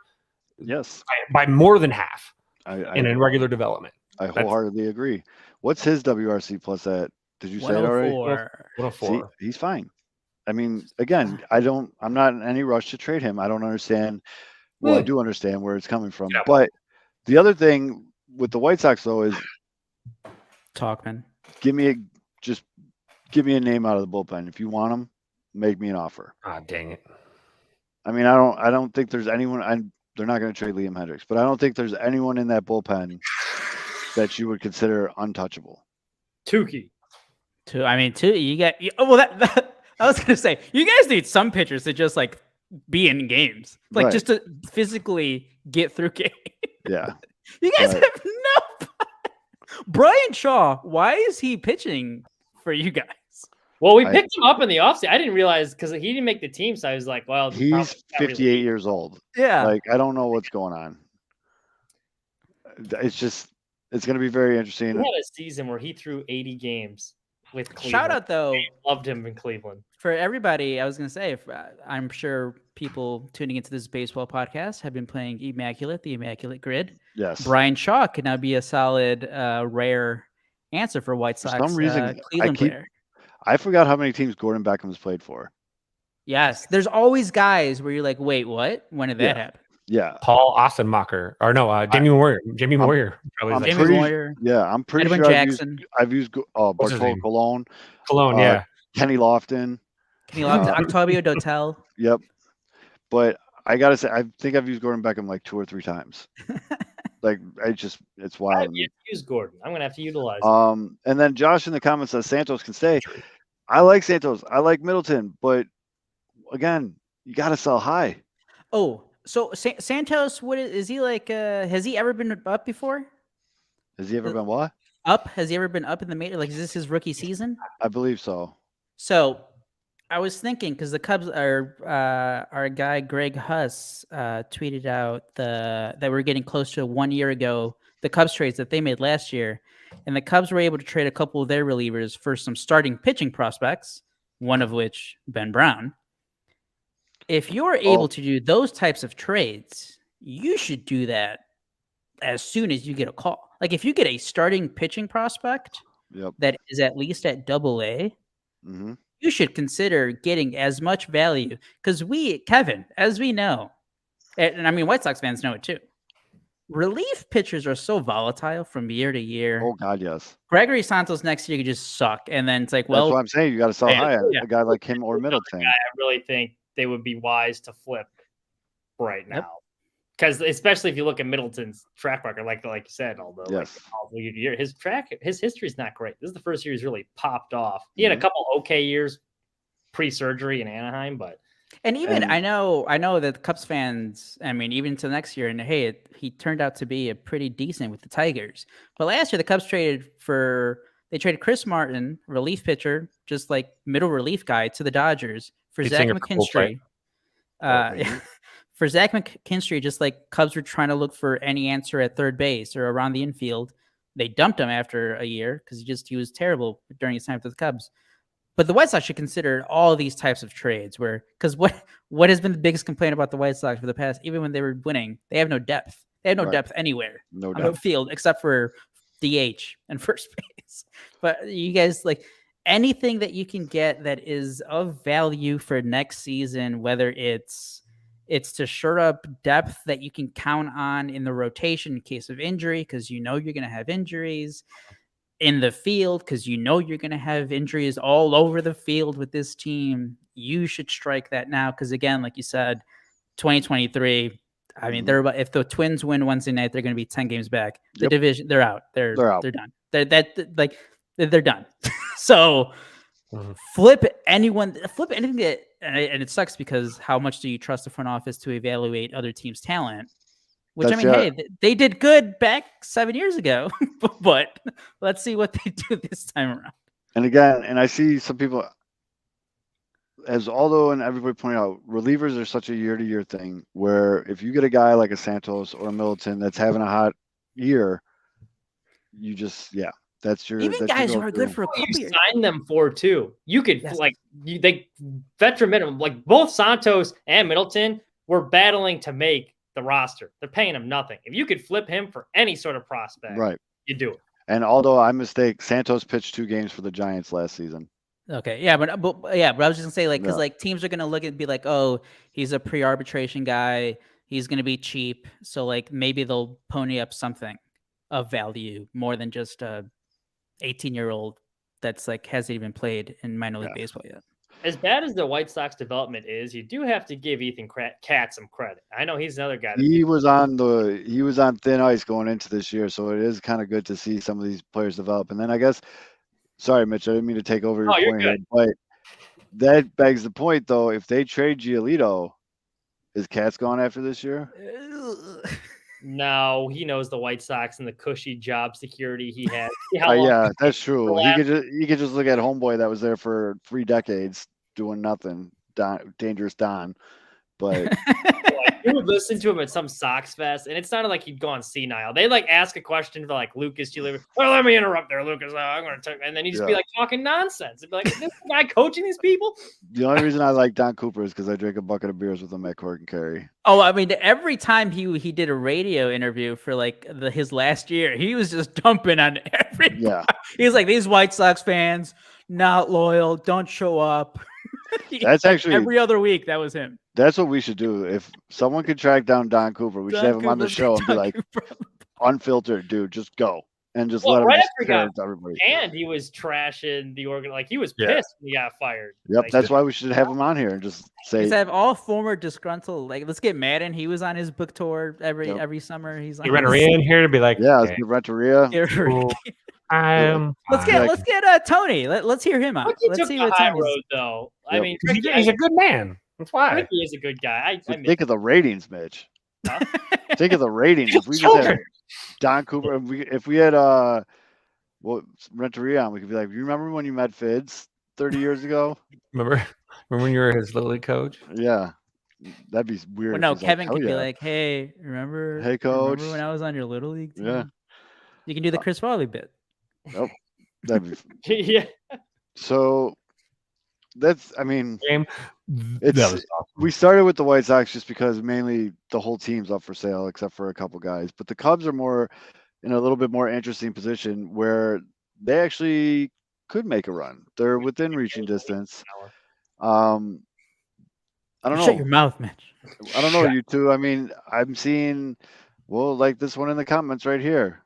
Cubs trade Stroman and Merriweather or Fulmer to the Rangers, Rays, or Orioles for either Foscue, Mead, or Mayo.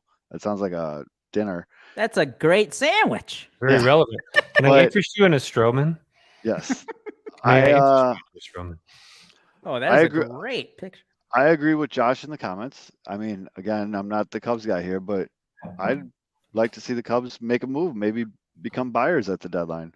That we were talking about predictions before the show. One of my predictions entering the season was that I could envision the Cubs trading a couple of their starting pitchers at the trade deadline, but still remaining competitive because one, you're trading solid pitchers, you should be able to get something good in return. Plus, they do have a couple guys at AAA who are looking like they're pretty close to at Must least be getting nice. some run in the majors. Mhm. That's sweet. It's just, and Kevin's gonna go off right now in terms of the Cody Bellinger trade talk, which is so fucking annoying. Stupid. because, and this is the overarching point for the Cubs, they are still kind of in it. If they win tonight, and I don't know if the Brewers ended up winning on Wednesday night or not, so they're either going to be 6.5 or 7.5 games out. But they're in this stretch where they're playing a whole bunch of awful teams, and they basically have these next 10 games. It's basically win like 7 of 10, 8 of 10. Anything less, it's like, oh, you're kind of on shaky ground of how aggressive should you be? Oh, okay, well there you go. They If all they win so, this, will be 7.5 out. yeah, so there'll still be 7.5 games.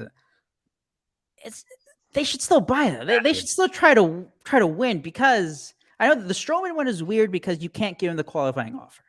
So that one does get tough because it's like you don't want to lose the guy for nothing. Have you noticed people out there throwing that out, the qualifying offer thing? That's what I'm like. I'm confused because some people are saying he's not. He can't get it. He can't get it. He already got one from the Mets. Okay. Cody Bellinger is the guy who can get it. But that's why I want to keep Cody Bellinger no matter what, though. And Although, Kevin's about to go. Although, can you clip Cody Bellinger as a guy that can get it? Yes. All right. Thank you. Kevin's about to go into it. Can't just pick on Mitch. The Cubs should actively be trying to see, hey, Cody, what are you thinking long term? And I know it's tough. Scott Boras' client, he's going to want to test free agency. But still, trading away Cody Bellinger is like the ultimate white flag because he's literally your best player right now. And once you trade him, like, who the fuck are you playing? Like Mike Tauchman for 60 more games in center? Mike Tauchman's been pretty decent. I'm but going to still, say, the few Cubs fans I follow on Twitter, it's a just like, Palantine like pounder. Tauchman is a god. Did you know he went to Bradley? Yes. So Bradley we are Bray. aware. I think the Cubs should be more focused on what they can get back for a Marcus Stroman. For all the reasons we just talked about with the White Sox, with all these teams that are in contention that are looking for good starting pitching, I feel like Marcus Stroman can yield a massive return right now. I'm also scared though, because one of the teams that is interested in him is Tampa Bay, and we've been saying, don't trade with Tampa Bay. You'll get like 4 players from Tampa Bay. One will like play 2 games in the show, and the other 3 are going to be working at Enterprise in like a year. Dude, It's Tampa like Bay. that tweet the one guy, I forget who it was, but he's like, I love this trade for Tampa. Who did they get and who did they trade away? Yeah. Like Tampa Bay could probably like trade like their number 3 prospect, and we'd be Look like, at this fuck system. yeah, we're getting him. And then he's like, Tampa Bay already knows some like this one thing in his swing or in his pitching mechanics is off. He's never gonna pan out. Isn't it weird? Do you think it's weird that there's grumblings of the Blue Jays kicking the tires on Stroman, which is just so strange? Like, That is a little strange. they seem to have a good starting rotation, don't they? I mean, but that keeps Well- I've seen that 2 different. Yeah, Tampa Like, Bay is another team that's popped up. I feel like with Toronto, once Fat Boy like lost his shit, I know he's back and he's throwing okay again, but I don't think they trust him. That's where I think the Stroman thing's coming up with him. It's because they need as much security because they're in a tough AL East. They're But basically they're only 5 shooting. games out. Okay, all right. Yeah, Baltimore All and right, Tampa Bay are tied at the top. They're both for Blue Jays first right place, and then Toronto is only 5 games out. Fuck that. Oh, this is what's annoying because the Yankees keep fucking losing. And every fucking like Cody Bellinger trade rumor you see is like Yankees, Candelario. Yankees perfect fit for Cody Bellinger. Oh, are the Yankees going to trade for Cody Bellinger? Hey, you know who'd be a great fit for the Yankees? Cody Bellinger. I'm like, shut the fuck up. But don't Did you we? see my tweet the other day? I tweeted just Yeah. I was totally joking. Go into it. teasing them. I'm like, the Cubs are 8 games out and selling. The Yankees are 8 or 9 games out and buying. Yep. And I don't know how many freaking scarred, traumatized, brainwashed, gaslit, whatever Cub fans decided that even though I was being sarcastic, I wasn't really serious about it because yes, they are like a couple more games out of the wild card, like 4 or 5 games or whatever. Well, it's not the same thing. I'm like, it is the same thing. The Cardinals last year had a worse record than the Cubs and didn't sell, bought, and then ended up going to the postseason. They went on a nice run and made it to the postseason. So better yet, it's the same kind of situation. If we didn't learn anything from that, it's obnoxious. But look, you shouldn't be selling if you're a serious franchise. And in this case, when you've got talent, you don't want to let talent go. And at this deadline, you've got all these people, and you got the Yankees over there. The Yankees always are going for it, or their reputation at least always going for it. That's just their fans, dude. They could be 100 games out of first place. They'll be like, "You look really good in pinstripes." I mean, because it's national reporters too. It feels like the Cubs have turned into the Pirates, which is just a talent pilfering ground for actual teams that are actually serious contenders, and that sucks. And that's not it's not acceptable. This year, last year, ever, and a third year of Jed Hoyer's. We'll call it the Jed Hoyer regime. Since he took over, the Cubs are horrible. Like they sold every year, and it obviously started with the Darvish trade, but they've sold everything. And the Cardinals are trying to do it again. But I mean, call me crazy. I could see the Yankees trading for a guy like Bellinger. That front office, both of these New York teams, I feel right field is sharp. And New York media, both of them. You notice actually across the board, almost all their sports franchises horribly run front offices because they always just throw money at the problem because they have all that pressure from the fan base and media out there. So they'd be the type of team like, well, we're only 9 games back. I think we can make a run. Let's throw some more money at it. And I think I could. I'm not saying they're going to, but I could see them trading for a guy like Bellinger. Speaking of trades, and the Cubs, and the White Sox are kind of in a weird spot. And I know, Cubs and White Sox, like you said so last week, probably not ever going to do a trade for a while after the last one. No, but then when the White Sox trade Middleton to the Cubs for Cody Bellinger, it's going to be really weird. But when the White Sox try to add some veteran leadership and get a guy like Trey Mancini, who is Mitch's favorite guy, number one guy, when you guys get that veteran leadership up there, clean up the clubhouse, get on a roll with Trey Mancini, I think it'd be beneficial for both sides. Maybe he needs a change of scenery. I think it'll benefit a lot of people. Yep. No, I mean the White Sox definitely need another. They need another slow. Unathletic. Have a full day with Trey Mancini and Liam Hendricks on the same team. You know how many like videos and documentaries they would do? I mean, they would have a field day with that. I thought Project Winston-Salem, so they could Middleton for Bellinger straight up. Yeah, it's happening. Cubs, you need some guys in the bullpen. Yep, Middleton for Bellinger straight up. Trey Mancini, I mean, I remember ever since his name popped up in rumors in the offseason, I was like, has he actually been good lately? The answer is a resounding no. And he hasn't been this year. I looked it up because I wrote about the Cubs first base situation, how bad it's been. He hit his 3rd home run. He had 3 home runs in April, which not a lot, but 3. All right. Sometimes as much as Tim Anderson in the last 3 calendar year. Trey Mancini has 1 home run in the past 3 months. That's not going to cut it. That's not going to get to Mitch's Cubs leading home run leader prediction. I have some guys just decline fast, and then there's Trey Mancini who straight down. His arrow just went straight down this year. Yep. Unfortunate because the Cubs just nothing at first base. Like almost nothing at DH. I've been for years before the National League finally got the DH. I kept pounding the tables like the Cubs would be so good if they had the DH. That's when they had Kyle Schwarber. Yeah, and let him walk though. But they let him walk. And then ever since they got the DH, I think the Cubs have been one of the worst teams with DH production. It's like, God damn it, guys! Fellas, Come on. I'll be right back. It's so terrible. And then another guy who maybe gets traded, but I don't. No, that's the thing. I don't think I want him traded either because I think he has more value on the Cubs than what he would get in a trade. Is Kyle Hendricks, who has been surprisingly good this year after coming off his shoulder injury. But again, if you're still trying to compete, which again the Cubs should be doing because it's a crappy division. The division is terrible too. They're what, 7 games back? They're gonna be 7 games. I think the Brewers are 7, 8 games above 500. I don't know. That's the thing. It's not that it's that they're just in that range. It's they're just gonna be constantly, if they keep the talent on the team, they're just gonna be constantly between 5, 6, 7 games out. And then you hope for a run, right? You hope for one hot week. You hope for the sweep when they play head-to-head against the Brewers. You hope for stuff like that. But then you get into the Marcus Stroman trade talk, and it's maybe you get something good. But I remember back when he was traded from Toronto to the Mets, and he was entering his free agent season just like he is this time around. The Toronto Blue Jays got 2 pitching prospects in return. One of those guys is Anthony Kay, who, shout out, seems like a great guy. He interacts on Twitter, but he's a left-handed reliever now. He's on the Cubs. And the other guy that Toronto had is now with the Twins, I think, in AAA. Like, I know that we keep saying, like, oh, these teams, they should be able to get, like, a good haul for some of these trades. It is not a guarantee that you just trade a good starting pitcher and you're going to get something good in return.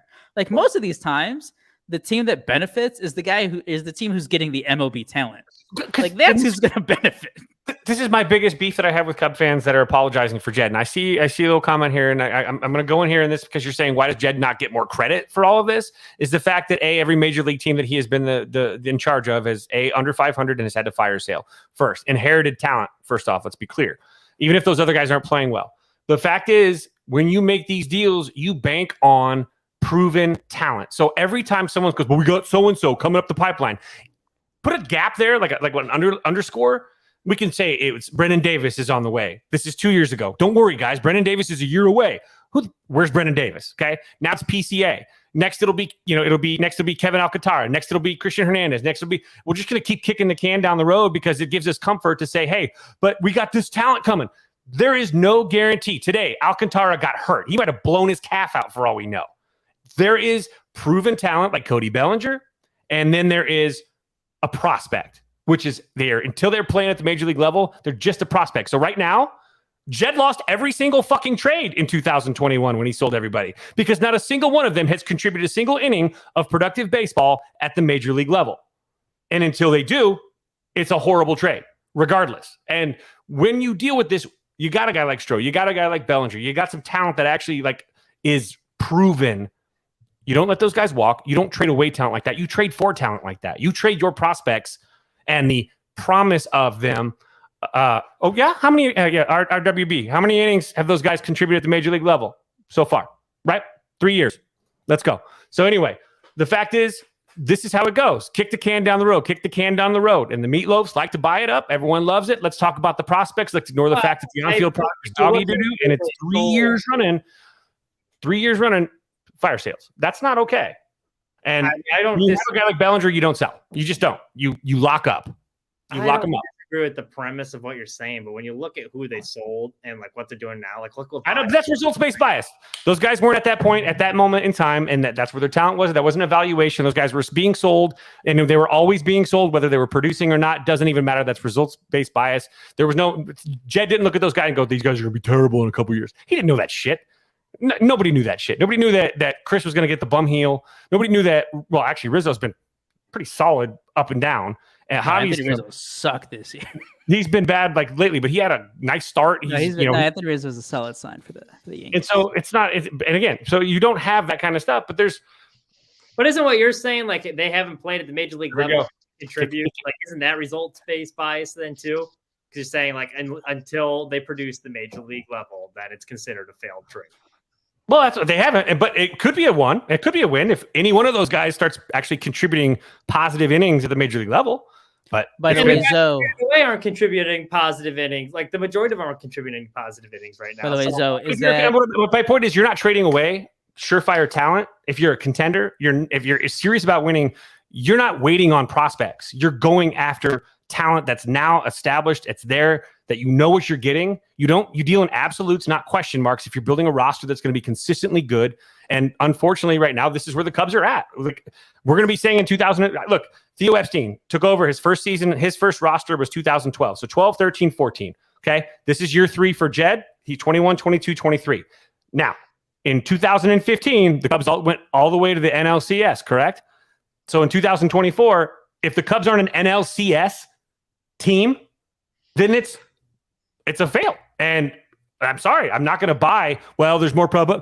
I don't look at this Cubs roster and go, they're going to be a fucking beast in 2025 or 2024. If you're looking at the Cubs right now and think you're going to be a contender in 2024 with what the Cubs have, you're delusional because they don't have the free agents that are available unless they go and they trade all these prospects that you guys are jerking off to every night. You're not going to have that. It doesn't happen. And so who's cranking it to prospects? By the way, Zoe, 80% of Cubs fandom to give themselves Cub for that night. Every PCA Sure. is So, do you ASMR. still have that trade offer on the table, Santos for Bellinger? Because the Cubs just blew a 3-1 lead in the 8th, so I want to revisit. Ooh, I want to revisit possibly. that. Saw that developing. That's also why my temperature's rising. I Sorry want about to that. revisit. We're gonna need reliever in. some Cash thrown in, just cover all cash and some extension guarantees from Cody. That considerations guy. He's got a good backhand. I mean, you guys have a good relationship with Boris. He'll understand. Oh yeah, he loves us. Him and Jerry get along peas and carrots, man. Although, do you have the predictions that we made before the Yes. season Yes, pull those ready? up. Let's God. visit those. Let's The visit. Mancini pickup, by the way, was the day that I said I'm going full optimistic, and I called Cubs division champs. God, I hate myself for doing that. I blame Justin Roman 100% for that. So go down the list. Although I don't know what order you had them So in. we can do. I mean, we can just. So we first did. I have Cubs Sox records that we predicted. Ooh, this should be interesting. Oh, Mitch, God. don't run away. Mitch, don't run away, Mitch. Quick, he's in the car. Where's So Mitch I go? mean, There he is. We found him. He's So- going, wait, hold on. so Devil Ray. Kevin was. I don't know. Kevin was on everyone's ass, like optimistic wise, because Kevin had the White Sox. Kevin had the White Sox at 92 and 70. Zoe They- had the they White can- Sox at 90 and 72, and then Mitch and I, we were more conservative. We only had them winning 88 games. Oh, What are they on pace to win? Like 70? Maybe. Woo! Yeah. As for the Cubs, let's see. Mitch, you had him at 81 and 81.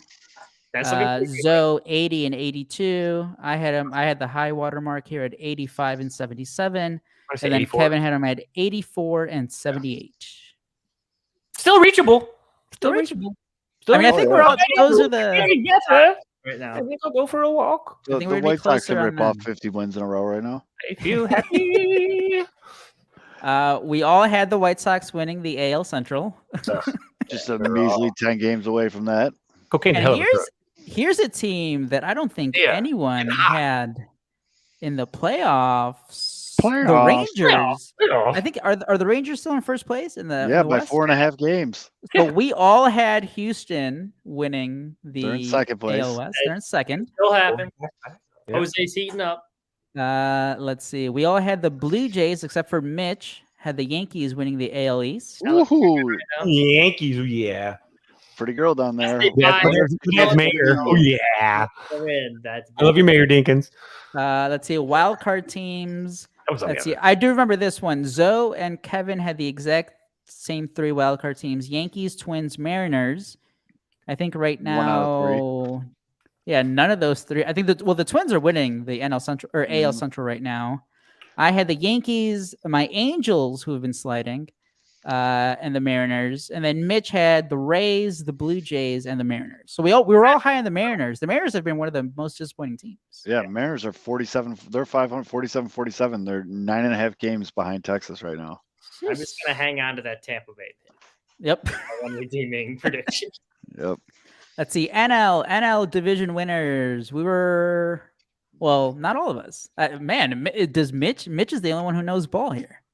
Yeah, the So- Cardinals in the division. So Mitch had the Dodgers winning the NL West. They're right now fighting it out with the Diamondbacks. Yep. They're And 1.5 then- games up on the Diamondbacks. And then the other big disappointing team, me, Kevin, and Zoe had the Padres.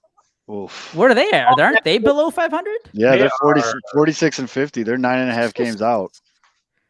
Yep, we're kind of off on that one. They're And only the 6.5 out Braves, of the wild card, though. They're only 6.5 out of the wild card. So Braves, me and Zoe and I had the Braves. Kevin had the Phillies. Mitch had the Mets. Doesn't Yeah, know ball. Don't know ball. Mitch doesn't know ball. Wild card teams. I had the Mets, Dodgers, Cubs.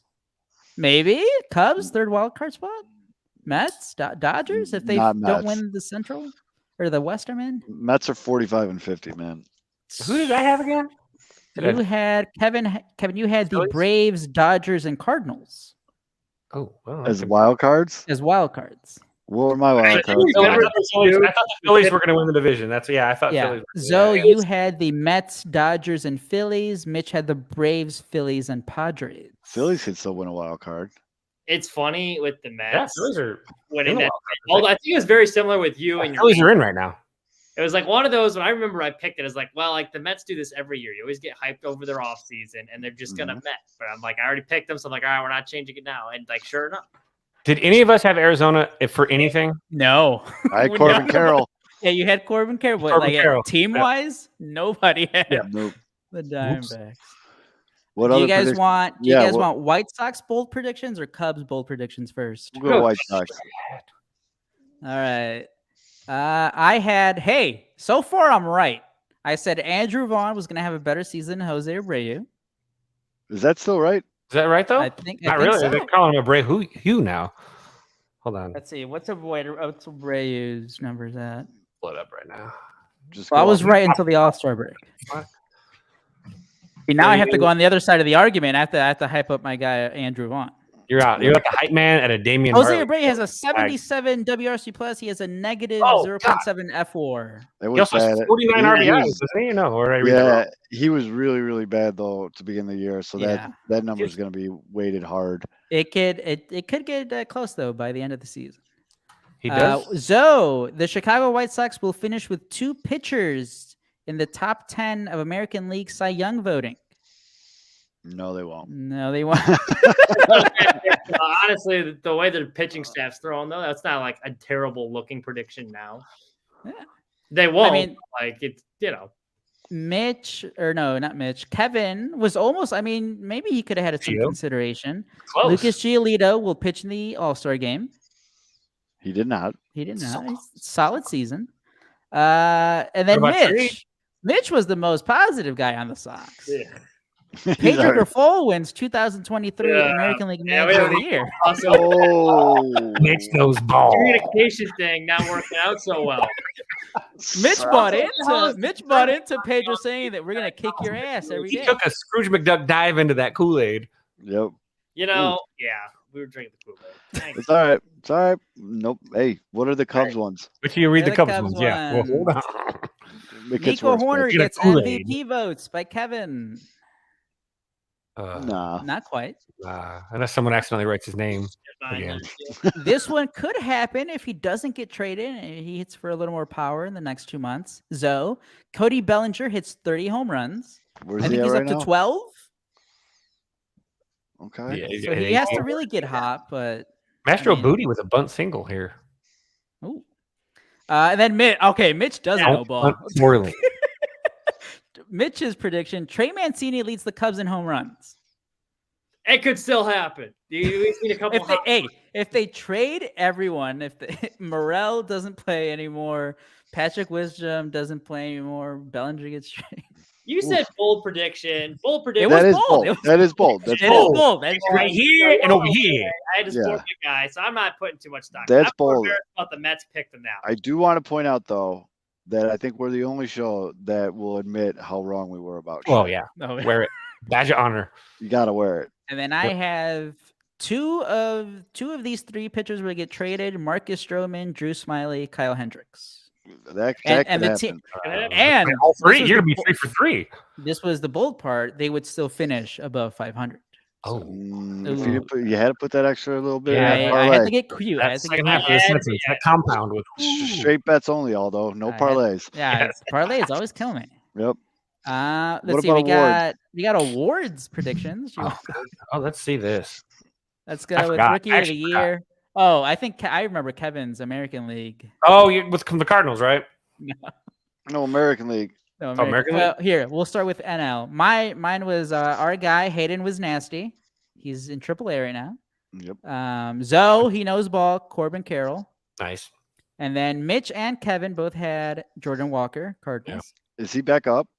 He is. He has been good. He offensively he's really good. He's just kind of like he kind of reminds me of Eloy, I guess, because he's pretty terrible defensively. Yeah, and it's just I feel like with him it's something that we've talked about a lot on this show is the league figured him out and he did not react. Yep, it happens. Yeah. And he went back down, and he Um, looks like he figured it out and came back Yep. up. 9 out of 10 times it happens. Is what It's the process. yeah. That's why a Eight- guy like Corbin Carroll's like a unicorn Freak. in this. Yeah. Exactly. It's a freak. It's a freak of nature kind of thing. Mhm. Oh, let's see here. American League. So for American Oh, League, nice job. rookie of the year, we had I had Anthony Volpe from the Yankees. Ugh. Yeah. Ugh. I think he's hit like 13 home runs. He's good defensively, but he hasn't I don't been. remember who I picked. Well, I mean, you guys, Kevin and Mitch picked the hot name Gunnar Henderson. Oh, because the Why do you name. not vote for a guy, Gunner? Yeah, like I mean, He's I actually he's voted having a with pretty. middle He's finger. turned it around, hasn't he? I Yeah, I voted with think- middle I'm fingers. for pretty God's sure sake. he's having a pretty decent year. And then Zoe, you had another then- sneaky good one. You had Yoshida from the Red Sox. He's having. He's a been good- pretty good. I think he might be in the top 3 right now. Hey, Gunnar has 15 homers, 41 RBI, he's hitting 250. He's turned it around. Yoshida, though, it's kind of like, I mean, I'm not taking away from the pick, but it's almost like Jose Don't do it. won Rookie of the Year. It's like Mitchell It's Trubisky. kind of like really Don't rookie you that's do it. been playing so long. Well, like Hey, he's been a professional. for Is he a long. rookie? Oh yeah, yes. It was a good pick. I'm just saying, like it's like with Jose Abreu when he won Rookie of the Year. It's not as impressive as like a normal rookie because they've been a professional for a long time. So Well, I mean, Sad. Gunnar had at bats in the major league level too before this year. So did Corbin Carroll. Yeah, you chose a guy that did the same thing. Yeah. Oh man, I was pretty Me too. clickbaity on this because for whatever reason I made Oscar Colas as the picture. I don't think I mentioned him in the article at all. Oh, I think. we were in our T-shirt phase. We were trying to make cool T-shirts. at Oh the wait, time. I think the headline to this Commodity. was Oscar Colas can win 2023 AL Rookie of the Year, which is true. He could have. Yes, He was good. He was eligible. He was eligible. Yeah, he was eligible. eligible. He could. Yeah. Journalism. He might be eligible next year too. He's been so eligible this year that he might be Oh eligible. man. So those Yeesh. were. I mean, I think we all had Shohei winning MVP. Which he is just a. I mean, Yes. it's unbelievable, dude. That homer I the mean, other he's night against the Yankees, the He's bat going flip. Cy Young. He's going Cy Young What's MVP. This might be the best individual season of baseball that no one watches because he plays for that dog shit team. Do you okay? I know there was like the hype during the World Baseball Classic because he was incredible and he had the Mike Trout at bat, struck him out. They're only 4.5 games out of the wild card, by the way. Zach. I still don't think Shohei Ohtani gets appreciated enough. No, I agree. No. 100% agree. What he is doing. It's insane. So I forgot the guy. He used to be on ESPN. He's on MLB Network a lot. He does a lot of MLB The Show streaming. but he's a reporter. Flores? Yeah, Flores. He was at the All-Star game, Uh. and he did like a whole man on the street type bit, and he was going up to fans, and he's just like, "What is your hot take so far about this season?" Mhm. He like went up to like 8 people made the cut for the clip. I think 7 out of 8 said Shohei Ohtani's overrated. Jesus Christ. Here's what I got. Here's what I got for your overrated. Hold on. You This gotta is- have it queued up if you're gonna do that, man. It's You're queued up. kinda- I just have to. Well, I'm just gotta go through the buttons and then I can. Oh, okay. I thought This it was like a thing or something. No. This is not overrated. This is a glorious bat flip to tie the game. Oh, the bat flip got stalled out. Yeah, that was to tie the game against the Yankees. Yeah, go back. I want to see the bat flip. I think they got to show it again. Is there another angle of the bat flip? Let's see. I don't know. Oh, here you go. The bat flip was just monstrous, though. Whoo! Oh, Ooh. I need to I see know, some like additional angles. but then the thing with that too is you never see him pimp home runs, so you know that meant a little something for him. Oh, here you go. This is from a bleachers. But here you go. This will be. Here he goes. Watch this. Oh, that's a good bat Just a flip. one time. Yeah, that was That's a good bat flip. tie the game against the Yankees. You got to. I mean, Don't do As that much shit as- when you're if you're down 8 and you cut the lead to 7. right. But But that's a good one. as much as you really hate to admit it, the Yankees are probably globally the best known MLB team. Everybody knows who the Yankees are. Dodgers, the 2 biggest. Yeah, Were they on and his so improvement list, though? I have no idea, but I thought the Cubs were the furthest. you got to east. imagine guys like Ohtani that didn't grow up here probably get a little bit more juiced up when they play like the Yankees or the Dodgers or you know what I mean, like one of the more globally recognized teams. So to hit the game tying home run against the Yankees, I mean he didn't even pimp home runs in the World Baseball Classic. No. You know what I mean? Like that was very uncharacteristic of him, and I loved every second of it. I want more of it. But he is just an insane human being, dude.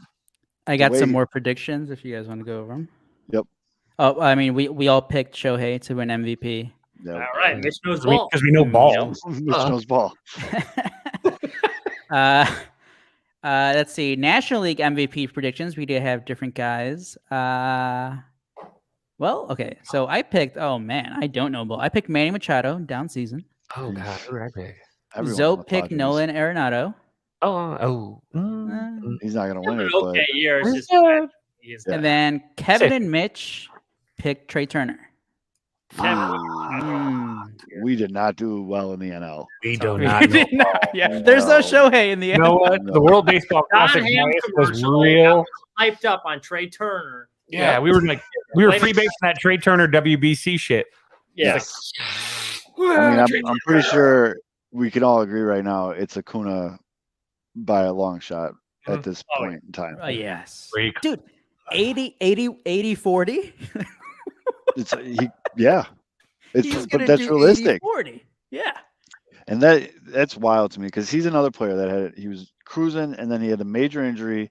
Yes. And the big thing was, how's he going to come back from this injury? Which is a fair question, but there was a lot of people doubting his abilities after said injury because he didn't come back hot out of the gate. It took a minute. I mean, what's crazy about that too is the Braves won the fucking World Series without him. And now look at what they're doing with him, though. Yes. That team is a fucking unit. Their team, I know they've been getting a little beat up here after the All-Star break, but still. Mitch getting a lot of love on the haircut in the comments tonight. I'm getting my haircut tomorrow. To have that type of offense. And Zoe, I think you're the one who shared the picture of like all the guys who were all-stars and how long they're signed through. It's like, man. Oh God, come on. Just can we have that once? Yeah. I mean, if you're in the NL East, that picture should keep you up at night because they're so stacked. They're under control for years. They're all very young still.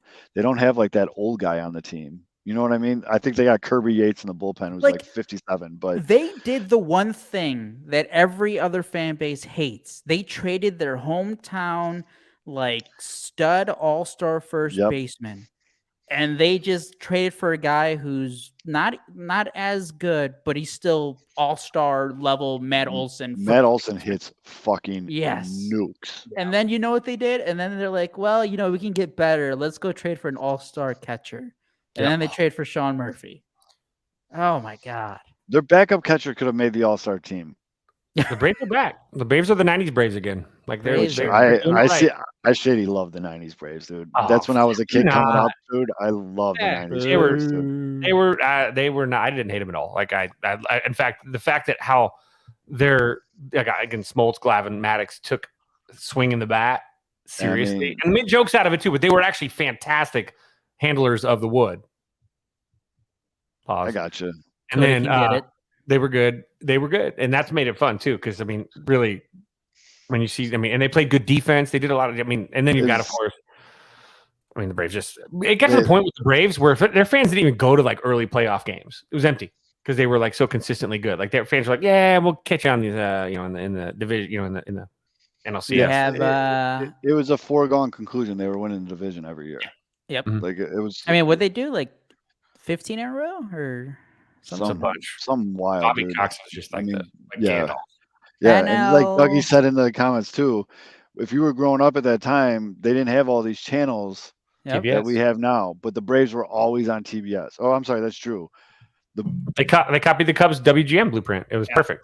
Yeah, there's Dougie. The Braves were on TV too much to hate them. You guys came in at the same time, so that's why. Can I pause real quick too? Right now, and it won't matter for on the podcast when you're listening on Spotify, but right now, bases loaded, 2 out, bottom of the 8th. Nico Horner's up right now. And Aldo, I think you'll agree, Nico Horner needs a hit here, like more than we need like oxygen right now. Just to break. I joke around some other buddies just on random at bats. Legacy at bat for Nico Horner right now. Yeah. He's struggling. We haven't talked about that much on here because I'm a big Nico Horner stan. He's my favorite dude on the team. Him and he's been struggling. He's had a slumping. He's been terrible. And that's a book it out. Oh my God! Grand slam. That's what I'm fucking talking about. Live on the podcast. We're going back. We're going to the Titanic song again. Just like the KB Grand Slam a couple years ago. Do you guys remember that? Mitch, Folks, just do this with your headphones so you don't go deaf. Folks, queue up the Kramer bye gifts. The Cubs are back, only 7.5 back. Buy, we're buyers. I think So who you buying? Who you making the move Santos for? for Bellinger off the table. We don't need it. The Cubs offense, they'll score plenty of runs. Fair enough. We're going for everybody. Well, we're going for Shohei, #1 trade target. This is hilarious. I'm actually happy for this moment for you guys Number because this is 2. pretty funny. Whatever prospects What are left, the we'll go for Giolito. Maybe we'll get It's happened Cease before, back. Mitch. It has happened KB hit a before. Grand Slam a couple years ago. I'll cue that up actually. Against the Braves. I think that was against the Yeah, Braves. against the Hold on. Braves. And But it's the same sound, by the way. the Oh complete my God. opposite reaction was the one show where it was just me and Aldo and Bryce Harper hit the Oh, that home was run the to opposite. walk Yeah, off. no, that was the that was- that was opposite. funny. That was a You- mix you of could me. see So that the was light, his soul You come ready? out of his that was in body during- August. I think that was in Yes. August 2019, and it's when the Cubs were like, I mean, the Cubs ended up winning like 83 games, which again, this Cubs team was kind of like that team. The Cubs were like, just couldn't get on a streak, and I was coping so hard. I was like, no, it's fine. Like, it's fine. Like, yeah, it's a shitty loss, but you know, we still got like a month left. This isn't gonna derail them. Like, they're tough. They'll bounce back from. Like, no, that they were fucking dead What? after that. What made There that you one go. so funny too is the Sox old friend Derek Holland was the Yes, one it was Jerry Con. Nope. You ready for this? this? This is KB hitting the home run. This is Chris, hitting a homer. Oh, no sound. If you have earbuds in, No you sound. might want to either take them out or turn it down. Fids, you actually did like the almost same reaction when Nico did it right now. You did the whole lean and Oh, yeah. scream. Yeah, that seems to be your go-to. I think there's a one I did with I thought I added the song from the Titanic movie, but apparently not. I'm going to tweet out a side by side of Oh, a that's his big first- home run. That's his first major league grand Oh, slam. here it is. huh? Here it is. Here we go. Yes, this is it. I'm gonna turn the volume down a little bit though, because it's really loud. It's very loud. You I gotta don't hear it. I don't hear anything. I can't hear anything. Yeah, you went to the Zoe school of sharing your screen. You gotta Oh. share it in the Yeah, I gotta different share it. audio. Sorry. Hey, Yeah. I turned it off. Wait, what? This That's is it right just here, some isn't it? good listening on Spotify.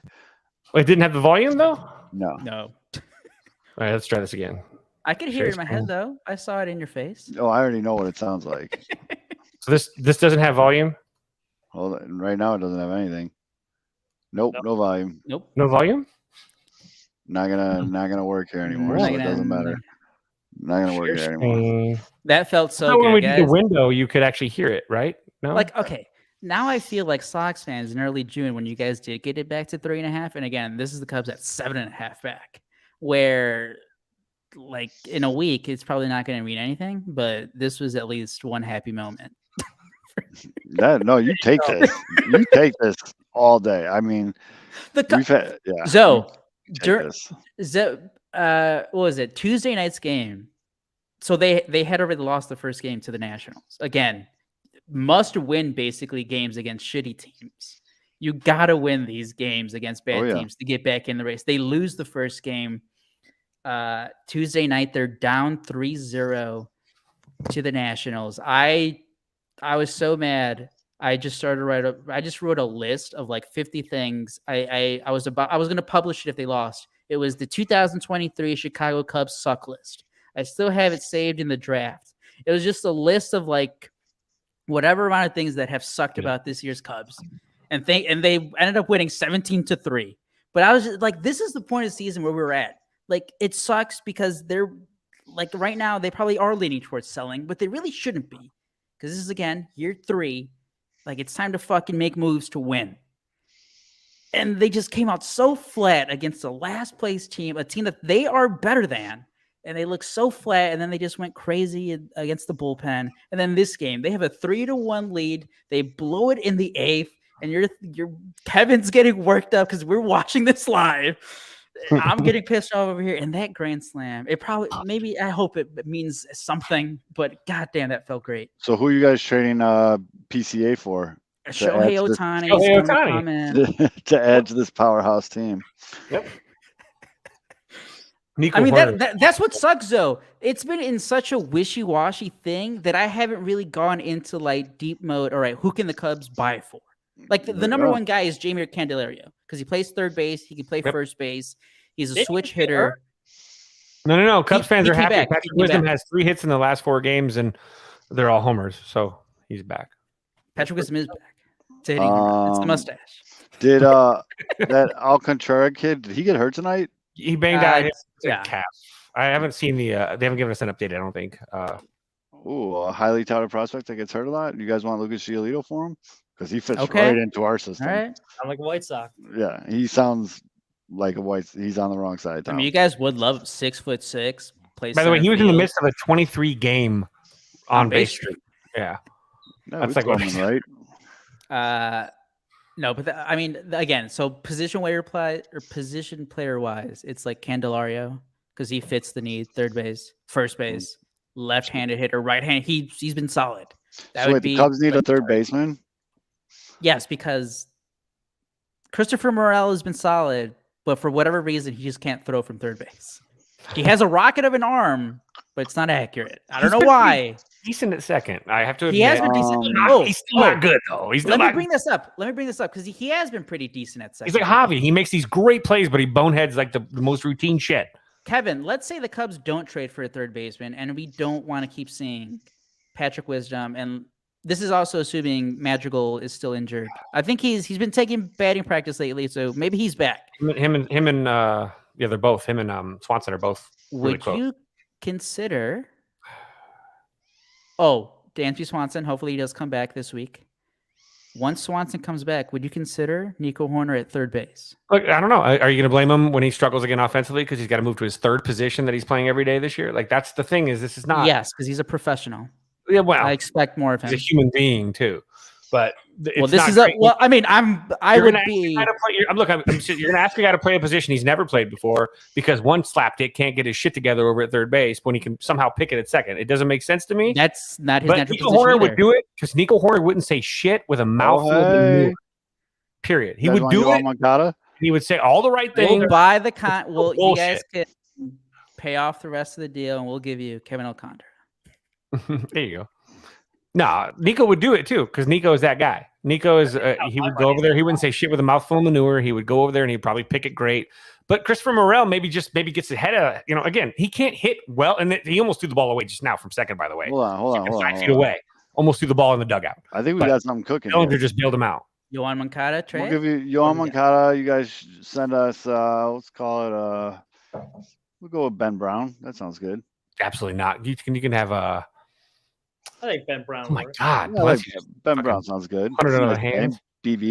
You guys are just taking that because that's my favorite pitcher in the entire Cubs order. No, Ah, I literally just pulled it up. is that good? Is Brendan Davis suck? No, you can have him. He's great. You have him. Yeah, we'll give you. Okay, so Yeah, he he sucks. Yeah, we don't want- No, he was Pete Crow Armstrong 2 years No. ago. no, we want Brown. Yeah, Ben Brown. I'm gonna give you Brown. We'll take In a Ben Brown. bag For- up front for of your Yohan doorstep and Moncada. light it on fire.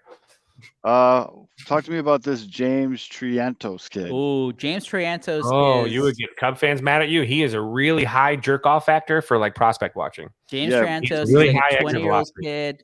Mitch, he can advanced play second. baseball. He can play second. Contact hitter. Good bat speed. Good bat speed.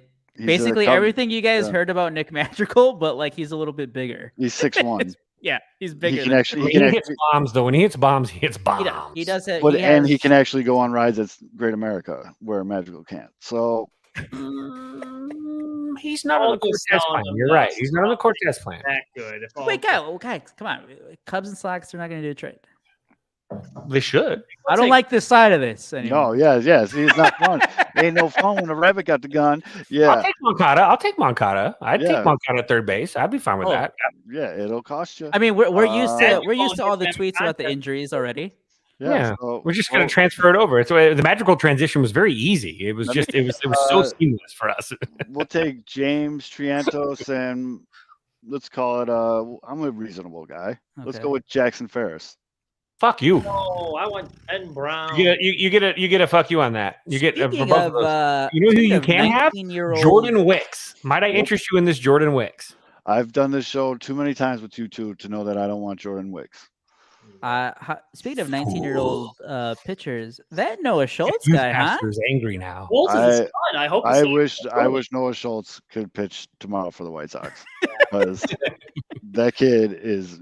Did you see the highlight of his last game? He threw a breaking ball to a lefty, and the guy like fell down. And Dude, It was buckled them. I wrote about it when he is ranked 44th, I think, right? 44th in Baseball America. Dude, he is nice. I mean, his comp coming out of the draft was. I mean, Was Randy Johnson? Yeah, Randy Johnson. So look up. I know you threw Jackson Ferris out there, kind of like blindly. Look him up though. Jackson Ferris is also good. He's such a freak. No, after your guys' reaction, I want him more. No, you can come for Nazir Mule, and I would still have a problem there too. But I would be good with Jordan Wicks. I'd be fine with that. Hold on. I want to show you guys Schultz making. You guys want a brand or Jordan Wicks for Colson Montgomery? That'd be a fair trade. I gotta show you guys this because this is just silliness. Silly. It's just silly. We don't need volume, so I'll just do this one. Cubs win, fly the W. Let's go. We're back. All right. We're in this. Can you guys see it? The bright jersey and the t-shirt behind him? There you go. Watch. That's fucking weird. Oh, you go nights now. That was dirty. On 2-0 like he needed to throw a strike in that count. I mean, That seriously, he needs a belt for that buckle. Woof. God. One more time, just for fun. When you see the back White of Sox fans need this. Look at the back. Like he turned into it. You can see his back. Yeah. Oh, he thought he was taking one right in the butt cheek. He 100% thought he was grabbing one in the butt cheek. Yeah, that was wild. So, all right. Where were you when Nico Horner saved the 2023 Cubs? All right, Drew. Before Drew goes to sleep, we gotta give the people what they've been clamoring for. We're 2 hours deep. I think it's time. Hopefully, he's got enough energy in him, folks. I don't know. He's got enough shine. It's time for the NASCAR Minute with NASCAR Mitch.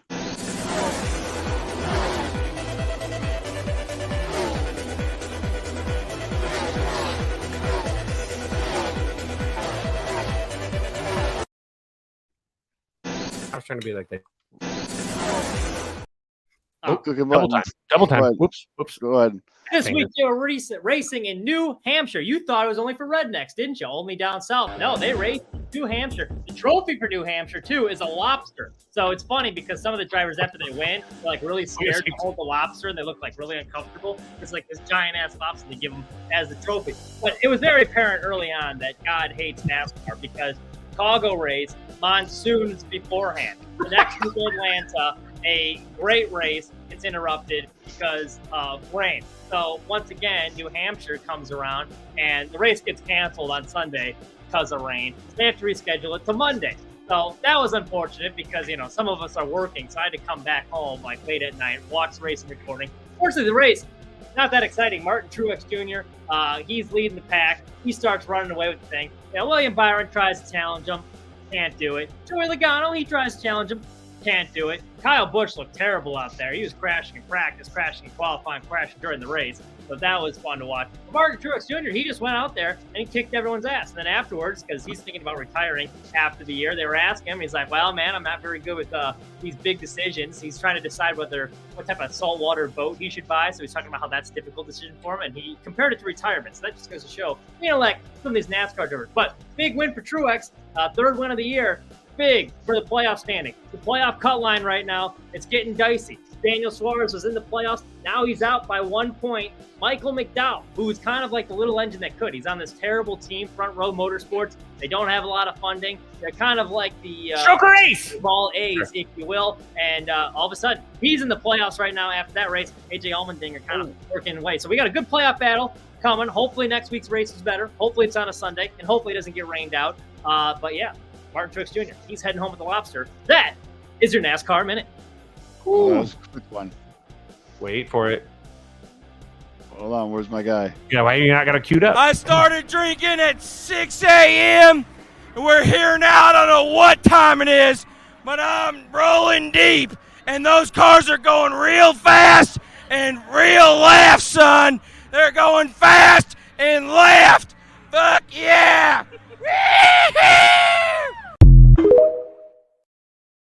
Fuck yeah! Monday race. I hate Speaking of when, ASMR, Wait, what did you say, Mitch? I hate when they race on Mondays because it like honestly, this NASCAR minute was brutal because I didn't get to watch the race Sunday, so I had to rewatch the whole race on recording. And when I was watching it last night, like Martin Truex Jr. was kicking everyone's ass, so I fell asleep. Like I woke up on the couch, my neck was killing me, and I had to rewatch the last stage because I fell asleep in the middle of it. So I'm gonna stop sending you on this message.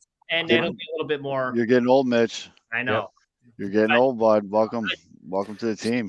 You're gonna swallow a Viagra, get stuck in your throat, and you're gonna get a sore neck, actually a stiff neck. Hold on. I forgot that Missy sent this picture. Hold It's a croissant. Please tell me it's a croissant. on. Yeah, I'm gonna call it bread boner Bread boner. because that actually rolls off the tongue. This is what happens when Cub fans think about prospects. Yeah. Bread boner. Lots of carbs. Oh, not video. It's Empty not a video. cows. Thank God it's not a video. Was butter come out of the front? I don't know. Jared Kelly, Double A prospect. I thought he was. I gotta look at his stats. This was it, Mitch. I was gonna hit you with the bread boner. Well, because I looked at my phone and I had like 20 alerts on the thing, and it was like I was looking through to see what I was tagged on. There's all these like stupid ass photos. Like, oh, Jesus. Yeah, Missy, your DMs have got to be like just fucked. Like, just to be honest, like, it's got to be screwed. I am never been more scared to look at someone's camera roll since Winery Base Cup. Do you remember that? Do you remember that episode of South Park where like Butters is the filter for Cartman, and he goes to a very dark place trying to filter all the other stuff that that Cartman never sees? I feel like that's us with Missy. Like, there's just got to be some just dark stuff. Oh, I have not used everything that Missy has sent me. Okay, so NASCAR next week, they're going to Pocono, the Tricky Triangle. So that'll be a good one for a good long NASCAR minute. Not to be confused with the Viagra Triangle. With the Tricky Triangle, Mitch. We know. Not to be confused with the Viagra Triangle downtown Chicago. Tricky Triangle up in Pocono. Although some argue looking at the track, there's more than 3 turns, but NASCAR they can't really count. So they're like, yeah, no, 3 turns, Tricky Triangle. Missy, I'll be honest, my Google photos is actually not good. I delete these pictures, but they upload automatically, so I'll go back and I'm like, what the fuck? And especially with some of those guys like Alex Rude and Carey and Beer Garden Jim and there's a lot of phallus. One last Tricky Triangle fun fact before we stop the NASCAR talk. Last year at this race, it was just a sickening. So Denny Hamlin won the race. It was a pretty exciting race. He ends up winning. The winners always have to go through tech. His car failed tech. They were cheating. They had too much tape on the front. So the second place car wins. They take the wait. A car got disqualified because they had too much tape? Yeah. They have like, it's pretty stupid, but like the way they have it, it's like you can place certain tape on the grill to like help heat up your brakes and it'll make the brakes work better. But like they put it in this incorrect spot. So the second place car wins the race. They have to bring the second place car through tech. Well, second place car was Kyle Busch. His car also failed tech because they were cheating. So fucking Chase Elliott got the win and he finished 3rd. But like everyone, like they declared it the next day because the 2 cars got caught cheating. So that was awful. I went to bed Sunday night thinking that one guy won the race, and I wake up and they're like, Chase Elliott's declared your winner. It was just a sickening day. What happens if it's really particular too, right? Like, oh yeah, I think you would get refunded. Yeah, you get a refund. You actually they flip the win, but if someone's already cashed out, yeah, I mean that's true. A problem there, so they might actually invalidate. They might invalidate the whole ticket. I don't think they pay it out until it's declared official because like every runner has to go through tech, and that's why I always see like after the race, it's official. Martin Truex Jr. wins the race, or whoever it is. So. Good point. Here's my question too. Now, so like you asked about like the tape. Now, what is it? What's the movie with Christian Bale and Matt Damon? Ford versus Ferrari. Yes, and that early scene where he gets disqualified because his trunk space is too much. Like there, and he goes and bashes it with a hammer to like make it work. But that's it's that detailed because one little slight difference can be the difference between aerodynamics and non that are. It's real too. They do that now. Now back in that movie, obviously they have like the measurement out. They just have like the plates cover. So like cheating was a lot easier. Now you have to go through like a scanner, and they like it's almost like an autopsy. Like they scan every bit of the car to make sure it like measures up. Like how they have the lugs on the glued lugs on the tires too, right? Where they can't glue it with a certain so they're on there, but they're not on there. So you have to like if it's too much. One car that caught cheating they had it where like they would take off the tire and it would look like as they were putting it on underneath, they had a thing that could adjust like the balance of the car. Like you could reach in with it. Can't do, right? The lug nut, but really they were adjusting like the balance somewhere like front of the car, which is illegal, like the way they were doing it. But like when they were doing the regular pit stop, you couldn't tell the way they had it. So. It's like the hidden ball trick or me doing this with my hand. All right, fellas. Final thoughts. Start with you, Mitch. You got anything? I hope that wasn't Lucas Giolito's last impression in a White Sox uniform. I'm really going to hate to see him go. Like, I know they have to at this point, but like, does he make his next? He's one of the good ones on this team. He was with what out of all the guys that they traded, he was the only one really on that initial wave that remotely panned out to what they thought they were getting between Moncada, Kopech, and him. So I hope that getting shelled is not his final start in the Sox uniform. Agreed. Fids? I don't have a corn dog, but we're going to do this before I talk about Cody Bellinger. Cody Bellinger should not be sold. The Cubs can sell Stroman to whoever, highest bidder, very different. The Chicago Cubs have been looking for a player like Cody Bellinger for now 2 or 3 years. You know what you do? You overpay. So for me, as someone that really is starting to get that elevated pulse again, which I usually, I've been able to, I'm like Bruce Banner when he has how many days since an incident, right? That's me. Now the incident, I'm about to Hulk out because Cody Bellinger is him. He's the core piece the Cubs have looked for. He's an MVP. He does everything right. He's a left-handed bat. He plays all over the diamond, Gold Glove defense. You don't trade these guys away. You say, what do you want now? And I'll give it to you. You don't let them go, well, we don't negotiate during the season. We'll wait to no, you say, what would it take to keep you here? Give me the number. I'll make it happen. And you make it happen. That's it. If you're serious about building a franchise that's going to win. I love Dansby Swanson, but his WRC plus is barely above 100. You need guys like Cody Bellinger. Andrew Vaughn. Yeah, you need guys like Bellinger. You don't sell. Now, Stroman, you could get, like Aldo said earlier today, you can sell Stroman, and you've got, you got maybe Cade Horton. You've got Wes Nasty coming up. You got, what's his name that they got in the KB trade who maybe can do a little thing. You've got obviously Ben Brown, who you will not take them from us. Zoe, stop. But this is where they're at. So I can't. My last thought is if the Cubs before the next show sell Bellinger to somebody for teenagers again, I'm gonna throw a fit, like a straight up fit. Aldo? Trade deadline is August 1, 2 weeks from now. Next 10 games.